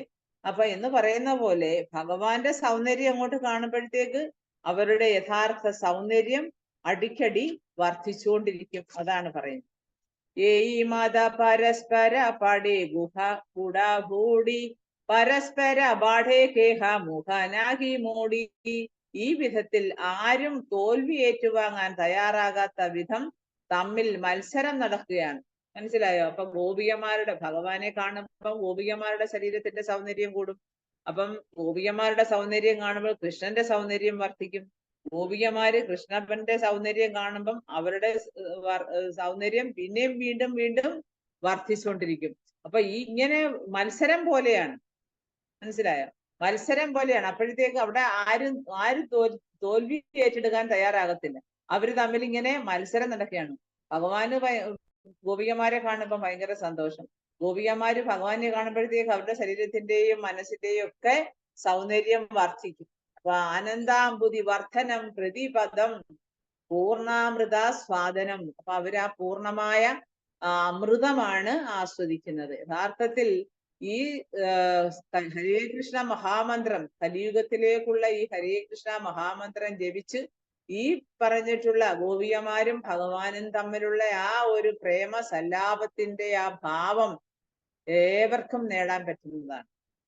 നമ്മൾ ശരിക്കും ആ ഭഗവാന്റെ എന്താ പറയാ യഥാർത്ഥ ആ സൗന്ദര്യത്തിലേക്ക്, ആ യഥാർത്ഥ സൗന്ദര്യത്തെ ആസ്വദിക്കാൻ ഒരാളിന് കഴിയും ഹരേ കൃഷ്ണ മഹാമന്ത്ര ജപത്തിലൂടെ. കലിയുഗത്തിലെ ഒരു ഏറ്റവും ഭഗവാൻ ചൈതന്യ മഹാപ്രഭുവിന്റെ ഏറ്റവും വലിയൊരു ഫേവറാണ്. അപ്പൊ അതിനുവേണ്ടിയാണ് നമുക്ക് 16 മാല ജപിക്കണമെന്ന് പറയുന്നത്. 16 മാല ജപിച്ച് നമ്മുടെ മനസ്സിന് പരിശുദ്ധി ഉണ്ടായി ഇതാണ് തങ്കം ഉരുക്കി സ്വർണം ഉരുക്കി തങ്കമാക്കി അതിനെ ഉരുപ്പടികളാക്കി കാണുമ്പോഴുള്ള സന്തോഷവും സൗന്ദര്യവും പോലെ ഗോപികമാരുടെ സൗന്ദര്യം ആസ്വദിക്കുകയും കൃഷ്ണൻ ആസ്വദിക്കുകയും കൃഷ്ണന്റെ സൗന്ദര്യം ഗോപികമാരെ ആസ്വദിക്കുകയും ചെയ്ത് അവരുടെ ആനന്ദത്തിന് അവര് മത്സരിച്ച് രണ്ടു കൂട്ടരുടെയും സൗന്ദര്യവും ആനന്ദവും വർദ്ധിച്ചുകൊണ്ടിരിക്കുകയാണ്. കിന്തു കൃഷ്ണേരാ സുഖായ ഗോപി രൂപ ഗുണേ താൻരാ സുഖേ സുഖവൃത്തി ഹയേ ഗോപിഗാണേ. കൃഷ്ണന് ഗോപികമാരുടെ സൗന്ദര്യത്തിൽ നിന്നും സദ്ഗുണങ്ങളിൽ നിന്നും ആനന്ദം ലഭിക്കുന്നു. അവിടുത്തെ ആനന്ദം കാണുമ്പോൾ ഗോപികമാരുടെ സന്തോഷം നശീകരിക്കുകയും ചെയ്യുന്നു. ഇതിനകത്ത് തന്നെയാണ് പറയുന്നത്. അപ്പം സൗന്ദര്യം കാണുമ്പോഴത്തേക്ക് കൃഷ്ണന് അദ്ദേഹത്തിന്റെ സദ്ഗുണങ്ങളിൽ നിന്ന്, അദ്ദേഹം സദ്ഗുണ സമ്പന്നനാണ്, അല്ലെ? എല്ലാ സദ്ഗുണങ്ങളുടെയും മൂർത്തിഭാവമാണ് ഭഗവാൻ. അപ്പൊ ആ സദ്ഗുണങ്ങളിൽ നിന്ന് അദ്ദേഹത്തിന് കിട്ടും ആനന്ദം. അപ്പൊ ആ ആനന്ദം കാണുമ്പോഴോ ഗോപികമാരുടെ ആനന്ദവും അല്ലെങ്കിൽ സന്തോഷവും അധികരിച്ചുകൊണ്ടേയിരിക്കും. ആതയേവ സേയി സുഖ കൃഷ്ണ സുഖേ പോഷേ ഏയി ഹേതു ഗോപി പ്രേമേന ഹി കാമദോഷേ. അതുകൊണ്ട് ഗോപികമാരുടെ ആനന്ദം ശ്രീകൃഷ്ണ ഭഗവാന്റെ ആനന്ദത്തെ പോഷിപ്പിക്കുന്നതായി നാം കാണുന്നു. ഇക്കാരണത്താൽ അവരുടെ പ്രേമത്തിൽ കാമത്തിന്റെ ദോഷമില്ല. ഇതാണ് പറഞ്ഞു വന്നത്. അതായത് നമ്മൾ ഇന്ന് ഈ ഭൗതിക ലോകത്ത് കാണുന്ന പ്രേമം എന്ന് പറയുന്നത് കാമമാണ്, ലസ്റ്റ്. ആധ്യാത്മിക ലോകത്തിന്റെ ഒരു തലതിരിഞ്ഞ പ്രതിഫലനം അല്ലെങ്കിൽ ഒരു പ്രതിബിംബമാണ് ഈ ഭൗതിക ലോകം. നമ്മള് 15-ാമത്തെ അധ്യായത്തിലും പഠിച്ചിട്ടുണ്ട്. അതായത് അശ്വത്ഥം, അതായത് അശ്വത്ഥം പ്രാഹുരവ്യയം, അതായത് അവ്യയമായ ഒരു അശ്വത്ഥമുണ്ട്. അത് അതിന്റെ വേരുകൾ മേൽപോട്ടും ശാഖകൾ കീഴോട്ടുമായിട്ട്, അല്ലേ, എങ്ങും കാണാത്ത ഒരു വൃക്ഷം. അപ്പൊ അത് ആ അരയാലിന്റെ ഒരു ഏറ്റവും വലിയ പ്രത്യേകത അതിന്റെ വേരുകൾ മോളോട്ടാണ് നിൽക്കുന്നത്. അതെവിടെയാണോ എന്ത് വന്നോ ഒന്നും അറിയില്ല. അപ്പൊ അങ്ങനെ ആ ഒരു എന്താ പറയാ തലതിരിഞ്ഞ പ്രതിബിംബം ഭൗതിക ലോകം. അപ്പൊ അതിനെ നമ്മൾ വേരോടെ പിഴുതണം. എന്നാൽ മാത്രമേ നമുക്ക്, എന്ന് വെച്ച് കഴിഞ്ഞാൽ ഇതിന്റെയൊക്കെ പിന്നിലുള്ള കാര്യം എന്ന് പറയുന്നത്, നമുക്ക് ഒരുപാട് കർമ്മദോഷങ്ങൾ ഉള്ളവരാണ്. ഈ കർമ്മദോഷങ്ങളെയൊക്കെ നമ്മൾ അകറ്റി നിർത്താൻ, അല്ലെങ്കിൽ അതിനെ പൂർണ്ണമായിട്ടും ഭസ്മീകരിച്ചു കളയാൻ ഭഗവത് സേവനത്തിൽ കൂടെ മാത്രമേ സാധ്യമാകൂ. അതിൽ കൂടുതൽ കൂടുതൽ ഊന്നൽ കൊടുത്തുകൊണ്ടാണ് ഇവിടെ പറയുന്നത്. കാരണം ഗോപികമാരുടെ ആനന്ദം എന്ന് പറയുന്നത് ശ്രീകൃഷ്ണന്റെ ആനന്ദത്തെ പോഷിപ്പിക്കുന്നതും, അതുപോലെ അവരുടെ പ്രേമത്തില് കാമം, അതായത് യാതൊരു വിധത്തിലുള്ള കാമത്തിന്റെ ദോഷവും ഇല്ലാത്തതാണ് ഗോപികമാരും ഭഗവാനും തമ്മിലുള്ള സ്നേഹം അഥവാ പ്രേമം എന്ന് പറയുന്നത്. കാരണം ഭൗതിക ലോകത്ത് കാമം എല്ലാരിലും ഉള്ള ഒരു പ്രവണതയാണ്. അപ്പൊ ആ കാമം അതാണ് ശരിക്കും മായയുടെ ഒരു, ദാഹിച്ചിട്ട് വെള്ളം കിട്ടാത്ത അവസ്ഥ മായയുടെ ഒരു എന്താ പറയാ ഒരു സ്വാധീനം കൂടിയുണ്ട് അവിടെ പരിപൂർണമായും. അതാണ് നമ്മളെല്ലാവരും ഭൗതിക ലോകത്തെ ഈ ത്രിഗുണങ്ങളാൽ സ്വാധീനിക്കപ്പെട്ടിരിക്കുകയാണ്. അതാണ് ഭഗവാൻ പറയുന്നത്.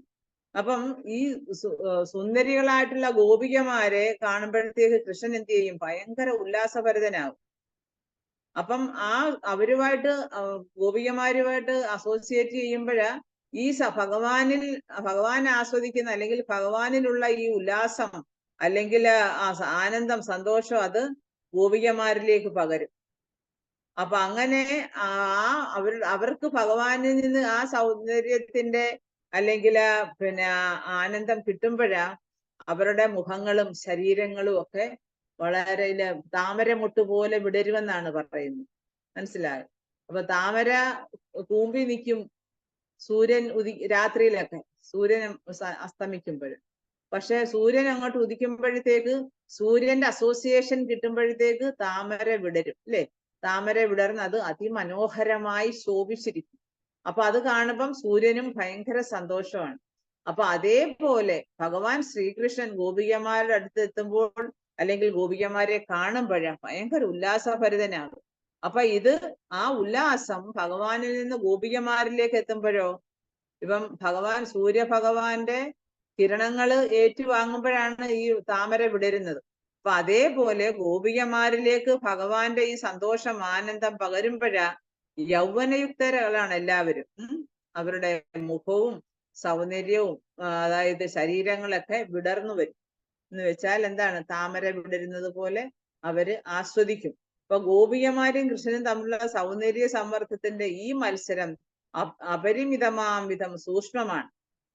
അപ്പൊ ആക്ച്വലി ഇതിനെ യഥാർത്ഥത്തില്, അതായത് പിന്നെ സാധാരണ വ്യക്തികൾക്കൊന്നും മനസ്സിലാകുന്ന ഒരു സംഭവം അല്ലിത്. കാരണം ഭഗവാൻ ആരാണെന്നും, അല്ലെങ്കിൽ ഗോപികമാര് ആരാണെന്നും, അവരുടെ ഭാവം എന്താണെന്നും, അല്ലെങ്കിൽ അവര് തമ്മിൽ സമ്മേളിക്കുമ്പോൾ അവരേത് രീതിയിലാണ് ഭഗവാനും ഗോപികമാരും തമ്മിലുള്ള ആ ബന്ധം എന്ന് അതൊരിക്കലും ഭൗതികമായി ഒരു ലേശം പോലും അതിന്റെ ലാഞ്ചന ഇല്ലാത്തതാണ്. അപ്പൊ അതാണ് നമ്മൾ മനസ്സിലാക്കേണ്ടത്. അപ്പൊ അതിനകത്ത് കാമത്തിന്റെ യാതൊരു ലാഞ്ചനയും ഇല്ല, ഒരു കരടുമില്ല. അത് പരിശുദ്ധമായ അതീന്ദ്രിയമായ പ്രേമമാണ്, അല്ലെങ്കിൽ അതീന്ദ്രിയമായിട്ടുള്ള, അതൊക്കെ വളരെ സൂക്ഷ്മവുമാണ്. പുറമേ നിന്ന് കാണുന്നവർക്ക് ഒരിക്കലും അത് മനസ്സിലാക്കത്തില്ല. ഈവൻ നമ്മൾ ഭൗതിക ലോകത്ത് നമ്മുടെ സാധാരണ ഒരു ഭക്തന് സാധാരണ ഭക്തന് അവൻ പിന്നെ ജോലി സ്ഥലത്ത് പോയി മറ്റുള്ളവർ ജോലി ചെയ്യുന്ന പോലെ അവനും ജോലി ചെയ്യുന്നു, പൈസ ഉണ്ടാക്കുന്നു, ഫാമിലിയെ പിന്നെ മെയിൻറ്റെയിൻ ചെയ്യുന്നു. പക്ഷെ എന്നാലും അവൻ ഭക്തനാണെന്ന് എങ്ങനെ മനസ്സിലാകും? അവന്റെ മൂഡ് എന്താണ്? അത് മറ്റുള്ളവർക്ക്, പുറത്ത് നിൽക്കുന്നവർക്ക് മനസ്സിലാക്കാൻ പറ്റില്ല. മറ്റുള്ളവരെ പോലെ എല്ലാവരെയും പോലെ അവന് ഓഫീസിൽ പോകുന്നു, ജോലി ചെയ്യുന്നു, കാശുണ്ടാക്കുന്നു, കുടുംബം പോറ്റുന്നു. പക്ഷെ അവന്റെ ഉള്ളിൽ അതിന്റെ അവബോധം എന്താണ്? ഭക്തൻ എന്താണ് ചിന്തിക്കുന്നത്? ഞാൻ ഈ ജോലി ചെയ്യുന്ന എന്തിനു വേണ്ടിയാണ്? ഭഗവാന് വേണ്ടിയാണ്. എന്റെ കുടുംബം പുലർത്തുന്ന എന്തിനു വേണ്ടിയാണ്? ഭഗവാന് വേണ്ടിയാണ്. കാരണം എന്താണ്? എന്റെ ഡ്യൂട്ടിയാണ് എന്റെ കുടുംബത്തെ പുലർത്തുക എന്നുള്ളത്. അപ്പൊ ഇതൊക്കെ നമ്മൾ വെച്ച് നോക്കുമ്പോഴാണ്, അപ്പം നമ്മൾ ഭക്തരും അഭക്തരും തമ്മിലുള്ള വ്യത്യാസമാണ്. അപ്പോ പിന്നെ എന്നാൽ പോലും ഇങ്ങനെയൊക്കെ മറ്റുള്ള കർമ്മികൾ പുറമേ നോക്കുമ്പോൾ കർമ്മികളായ സാധാരണ ആൾക്കാരുടെ, ലൗകികരായിട്ടുള്ള ആൾക്കാരുടെ ജീവിതം പോലാന്ന് തോന്നുമെങ്കിലും അവര് വീട്ടിൽ വന്നു കഴിഞ്ഞാൽ എന്താണ് ചെയ്യുന്നത്? അവര് ഭഗവാന്റെ ശാസ്ത്രങ്ങൾ വായിക്കുക, നാമം ജപിക്കുക, ഭഗവാന് വീണ്ടും ആരതികളൊക്കെ അർപ്പിക്കുക, ഭഗവാന് നിവേദ്യം അർപ്പിക്കുക, ആ നിവേദ്യം പ്രസാദമായിട്ട് കഴിക്കുക. അപ്പൊ ഇങ്ങനെയൊക്കെ ചെയ്യുമ്പോഴാണ് പിന്നെ അങ്ങനെയൊക്കെ ചെയ്യുമ്പോഴാണ് നമ്മൾ ഭഗവാനോട് കൂടുതൽ കൂടുതൽ ആ ഒരു എന്താ പറയാ, നമ്മുടെ കർമ്മദോഷങ്ങളൊക്കെ മാറിപ്പോയിട്ട് നമുക്ക്, പക്ഷെ അതാണ് എല്ലാം കുറച്ച് എന്താ പറയാ ലൗകിക, അതായത് കുറച്ച് സൂക്ഷ്മമാണ്. കാരണം എന്ന് വെച്ച് കഴിഞ്ഞാൽ ഈ ഗോപികമാരും ഭഗവാനും തമ്മിലുള്ള സൗന്ദര്യ സംവർദ്ധനത്തിന്റെ മത്സരം ചില സമയത്ത് സൂക്ഷ്മമാണ്. പക്ഷെ ലൗകികരായിട്ടുള്ള ആൾക്കാര് ഇതിനെ വെറും കാമം ആസക്തി എന്ന് വരെ വേണേലും വിശേഷിപ്പിക്കാം. അതുകൊണ്ടാണ് നമ്മൾ കേട്ടിട്ടുണ്ടല്ലോ, കൃഷ്ണനാവോ ഗോപികമാർ എപ്പോഴും സ്ത്രീകളോടൊപ്പമാണ്, ഗോപികമാരോടൊപ്പമാണ് എപ്പോഴും ഭഗവാൻ. പക്ഷെ ഭഗവാൻ അന്ന് എന്താ പ്രായം ഉണ്ടെന്നും, അല്ലെങ്കിൽ ഈ ഗോപികമാരോടൊക്കെ ഭഗവാൻ രാസലീലയാടുമ്പോഴും അവരോട് അസോസിയേറ്റ് ചെയ്യുമ്പോഴൊക്കെ ഭഗവാൻ എത്ര 10-11 വയസ്സേ ഉള്ളൂ. സ്ത്രീകളൊക്കെ കുറച്ചൊക്കെ വളർന്നവരാണ്. അവരും ഭഗവാനോടുള്ള ആ പ്രേമം ഏത് രീതിയിലാണ്? അവർ വെറും കാമമൊന്നും അല്ലത്. അവർക്ക് അതിരറ്റ മാധുര്യത്തിന്റെ, സ്നേഹത്തിന്റെ മാധുര്യമാണ് അവരുടെ മനസ്സില്. പക്ഷെ അവർക്കൊരിക്കലും കാമാസക്തി ഉള്ളവരായിരുന്നില്ല. അങ്ങനെയാണ് ഓരോരുത്തരെ തെറ്റിദ്ധരിക്കുന്നത്. അപ്പൊ അതുപോലെ തന്നെ ഇതൊരിക്കലും ലൗകികമായ കാര്യങ്ങളല്ല, ഇത് പരിപൂർണമായും അതീന്ദ്രിയമായ കാര്യങ്ങളാണ്. കാരണം ഈ ഗോപികമാർക്ക് ഭയങ്കര തീവ്രമായിട്ടുള്ള ആഗ്രഹമാണ് ഭഗവാനെ തൃപ്തിപ്പെടുത്താൻ ഏത് തരത്തിലും. അപ്പൊ എപ്പോഴും ഒരു ഭക്തൻ ചിന്തിക്കേണ്ടത് എന്താണ്? ഞാൻ എങ്ങനെ ഇന്ന് ഭഗവാനെ പ്രീതിപ്പെടുത്തുക, അല്ലെങ്കിൽ ഞാൻ ഭഗവാനെ എങ്ങനെയാണ് സംതൃപ്തിപ്പെടുത്താൻ പറ്റുക, ഭഗവാനെ എങ്ങനെയാണ് എനിക്ക് അതാണ് കൃഷ്ണാനുശീലനം, കൃഷ്ണന്റെ ഇഷ്ടം അനുസരിച്ച് എങ്ങനെയാണ് എനിക്ക് പ്രവർത്തിക്കാൻ കഴിയുക. ഇപ്പൊ ഗോപികമാരായാലും അല്ലെങ്കിൽ യശോദാമാതാവായാലും ഭഗവാൻ ഗോകുലത്തിൽ അല്ലെങ്കിൽ വൃന്ദാവനത്തിലൊക്കെ ഇരിക്കുന്ന സമയത്ത് എല്ലാം, ഇപ്പം യശോദമയി ആണെങ്കിലും രാവിലെ എഴുന്നേറ്റ് അവര് തൈര് കടയുന്നതും അവര് മുറ്റമടിച്ചു വാരുന്നതും എല്ലാം മകനെ കുറിച്ച് ഓർത്തുകൊണ്ടാണ്. അവരെപ്പോഴും പാട്ടുപാടി കൈവള കിലുങ്ങിക്കൊണ്ട് ഒരു കരത്താളത്തിന്റെ പിന്നെ എന്താ പറയാ സംഗീതത്തോടു കൂടിയാണ് അവര് എപ്പോഴും ഭഗവാനെ കുറിച്ച് കീർത്തനങ്ങൾ ആലപിക്കുന്നത്. അപ്പൊ അതാണ് ഭഗവാന് വേണ്ടത്. അപ്പൊ അവരത്രമാത്രം തപശ്ചര്യകൾ അനുഷ്ഠിച്ചത് കൊണ്ടാണ് അവർക്ക് ഭഗവാന്റെ ബാലലീലകൾ കാണാനും ഭഗവാനെ കുറിച്ച് ഇങ്ങനെ സ്മരിക്കാനും ഭഗവാനെ കുറിച്ച് കീർത്തിക്കാനും ഒക്കെ പറ്റുന്നത്. അപ്പൊ ഇതൊന്നും ഒരിക്കലും ലൗകികമല്ല. കാരണം നമ്മള് ശരിയായ രീതിയിൽ ഇതിനെ മനസ്സിലാക്കണം. ശരിയായ രീതിയിൽ മനസ്സിലാക്കി നമ്മൾ ഇത് എപ്പോഴും അതീന്ദ്രിയമായ ഒരു എന്താ പറയാ പ്രേമ വ്യവഹാരമായിട്ട് ഇതിനെ നമ്മൾ കാണണം. കാരണം ഈ ഗോപികമാരുടെ ഇച്ഛയെന്ന് പറയുന്നത് അത് വളരെ തീവ്രമാണ്. ഭഗവാനെ തൃപ്തിപ്പെടുത്താൻ ഒരിക്കലും അതിനകത്ത് ലൈംഗികാസക്തിയോ അല്ലെങ്കിൽ ആ കാമഭാവമോ ഒന്നും തന്നെ ഇല്ല. അത് വളരെ വിശുദ്ധമാണ്.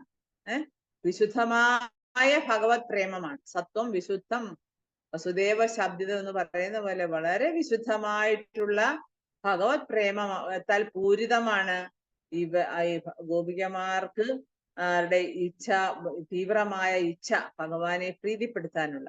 അപ്പൊ നമ്മള് ഓരോ ഇതിലും നിന്നും നമ്മൾ മനസ്സിലാക്കേണ്ടത് ഭഗവാനും ഈ ഗോപികമാരും തമ്മിലുള്ള ആ സ്നേഹബന്ധം എന്ന് പറഞ്ഞാൽ നമുക്ക് അതാ നേരത്തെ പറഞ്ഞ ഒരു സമസ്യയാണത്. ഒരു സമസ്യ, നമുക്ക് ആർക്കും മനസ്സിലാകാൻ പറ്റാത്ത അല്ലെങ്കിൽ നമുക്കാർക്കും അതിന്റെ അഗാധതയിലേക്ക് ഇറങ്ങി ചെല്ലാൻ പറ്റില്ല. നമ്മൾ കൃഷ്ണ കോൺഷ്യസി വരുന്നു, അല്ലെങ്കിൽ നമ്മൾ ഭഗവാനെ കുറിച്ചുള്ള സേവനങ്ങൾ അനുഷ്ഠിക്കുന്നു. പക്ഷെ ഗോപികമാരുമായിട്ടുള്ള ഭഗവാന്റെ ലീലാവിലാസങ്ങൾ നമുക്ക് അത് പുറം കണ്ണുകൊണ്ടൊന്നും മനസ്സിലാക്കാൻ പറ്റുന്നതല്ല, വിശേഷിച്ച് ലൗകികരായിട്ടുള്ള ആൾക്കാർ. അപ്പൊ അതാണ് ഇവിടെ എടുത്തു പറയുന്നത്. അപ്പൊ അത് തന്നെയല്ല, വിശുദ്ധമായിട്ടുള്ള ഭഗവത് പ്രേമമാണ്. അല്ലാതെ ഒരിക്കലും കാമത്തിന്റെ യാതൊരു ലവലേശം പോലും ഇതിനെ സ്പർശിക്കുന്നില്ല താനും. അപ്പോ 10 ശ്ലോകം എടുത്തു. ഇനി 196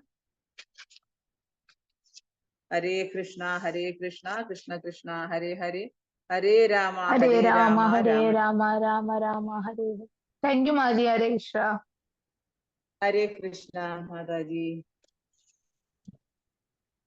ആർക്കെങ്കിലും എന്തെങ്കിലും സംശയങ്ങൾ ഉണ്ടെങ്കിൽ ചോദിക്കാം. എല്ലാവർക്കും മനസ്സിലായോ? ഹരേ കൃഷ്ണ മാതാജി, ഞാൻ ആദ്യമായിട്ടാണ് ഇതിൽ കേറുന്നത്. ഇത് എന്താ, എനിക്ക് ഒരു പിടുത്തവും കിട്ടിയില്ല. അതെന്താണെന്ന് വെച്ച് കഴിഞ്ഞാൽ ഇത് ചൈതന്യ ചരിതാമൃതം. എന്തോ ശരവണമൂർത്തി സാറിന്റെ ചൈതന്യ ചരിതാമൃതം മനസ്സിലാക്കാൻ ഇത്തിരി ബുദ്ധിമുട്ടാണ്. കാരണം നമ്മള് ഒന്നാമത്തെ കാര്യം ആദ്യമായിട്ട് കേറിയത് കൊണ്ടാ. ആദ്യമായിട്ട് കേറുമ്പോ നമുക്ക് ഇപ്പൊ ഈവൻ എന്തൊക്കെ ആയാലും നമ്മളിപ്പം നമ്മള് ഭൗതിക ലോകത്തെ പാഠപുസ്തകങ്ങൾ പഠിച്ചാൽ പോലും നമ്മൾ ഇടയ്ക്കുന്നൊക്കെ ഒരു ക്ലാസ് കേൾക്കുമ്പോഴൊന്നും ഒന്നും നമുക്ക് പിടികിട്ടത്തില്ല, ഒന്നും മനസ്സിലായില്ല. പിന്നെ ഗോപിയെ പറ്റിയും കൃഷ്ണനെ പറ്റി പറയുന്നത് നല്ലതുപോലെ മനസ്സിലാവുന്നുണ്ട്. പക്ഷെ ഇത് ഏതിലാണ് എന്താണെന്ന് എനിക്ക് ഒരു പിടുത്തവും ഇല്ല മാതാജി. മാതാജി ഇനി എല്ലാ ദിവസവും ക്ലാസ്സിന് കയറുക. ആദ്യമായിട്ടല്ലേ കയറിയത്. ഇനി ഓരോ ക്ലാസ് കഴിയും തോറും ഓരോ ആഴ്ചയിൽ ഇങ്ങനെ ഓരോ ക്ലാസ് എന്നുണ്ടല്ലോ ക്ലാസ്, അത് കേട്ട് കഴിയുമ്പോ നമുക്ക് ഒരു പിടുത്തം കിട്ടും. കാരണം എന്താ, ഇത് ചൈതന്യ ചരിതാമൃതത്തിലാ അദ്ദേഹം ചൈതന്യ മഹാപ്രഭു, നമ്മള് മാതാജി ചൈതന്യ മഹാപ്രഭുവിനെ കുറിച്ച് കേട്ട് കാണുമല്ലോ. ഇപ്പൊ ചൈതന്യ മഹാപ്രഭു ആരാണ്, അദ്ദേഹം എന്തിനാണ് ഒരു ഭക്തന്റെ രൂപത്തിൽ അവതരിച്ചത്, അതിന് എന്തെല്ലാം കാരണങ്ങളുണ്ട്. അപ്പൊ അതിന് കുറെ ബാഹ്യ കാരണങ്ങൾ കഴിഞ്ഞ അധ്യായത്തിൽ 3-ാമത്തെ അധ്യായത്തിൽ പഠിച്ചു. പിന്നെ അതുപോലെ ഇപ്പം രഹസ്യ കാരണങ്ങളാണ് പറയുന്നത്. ഇപ്പൊ ഗോപികമാരും ഭഗവാനും തമ്മിലുള്ള ബന്ധങ്ങള്, പിന്നെ അതുപോലെ അവര് തമ്മിലുള്ള പ്രേമം, അല്ലെങ്കിൽ അവര് തമ്മിലുള്ള ആ സ്നേഹത്തിന്റെ വിനിമയം, ഇതൊക്കെ അത് നമ്മൾക്ക് പെട്ടെന്ന് അങ്ങോട്ട് പറഞ്ഞാല് മനസ്സിലാകത്തില്ല. അപ്പൊ അതിന് ഓരോരോ ഇതിന്റെ ഗ്രന്ഥകർത്താവ് വളരെ പടിപടിയായിട്ട് പറഞ്ഞു വരികയാണ് ഓരോരോ രഹസ്യമായിട്ടുള്ള കാരണങ്ങൾ. ഭഗവാൻ ശ്രീകൃഷ്ണൻ അദ്ദേഹം അവതാരി കൃഷ്ണനാണ്.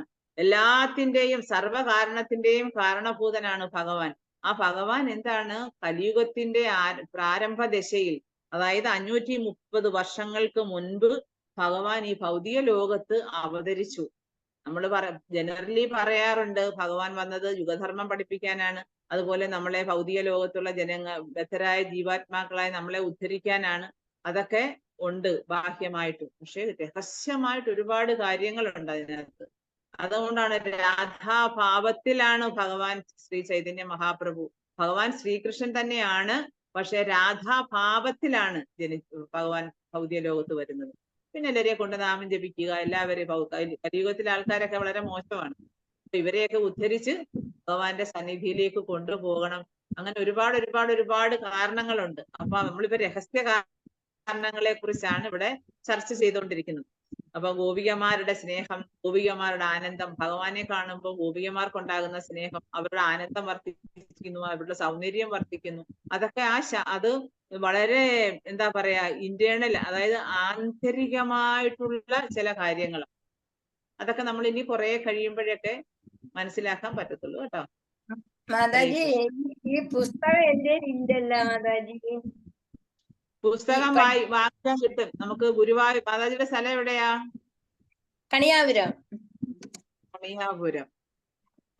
ഇത് ശരവണമൂർത്തി സാറിന്റെ അടുത്ത് പറഞ്ഞാ കിട്ടുമോ മാതാജി? കിട്ടും. അദ്ദേഹമാണ് ഈ ലിങ്ക് എനിക്ക് തന്നത്.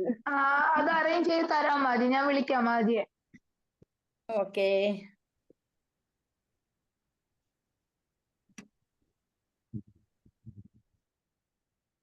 എല്ലാവരും ചൈതന്യ ചരിതാമൃതം ബുക്കുകൾ വാങ്ങിച്ച് വീട്ടിൽ വെച്ച് വായിച്ച് പഠിക്കണമെന്നാണ്. അപ്പൊ നമ്മളിങ്ങനെ ക്ലാസ് എടുക്കുമ്പോൾ അതും കൂടെ കയ്യിലുണ്ടെങ്കിൽ നമുക്ക് വളരെ ഈസി ആയിട്ട് മനസ്സിലാക്കാൻ പറ്റും.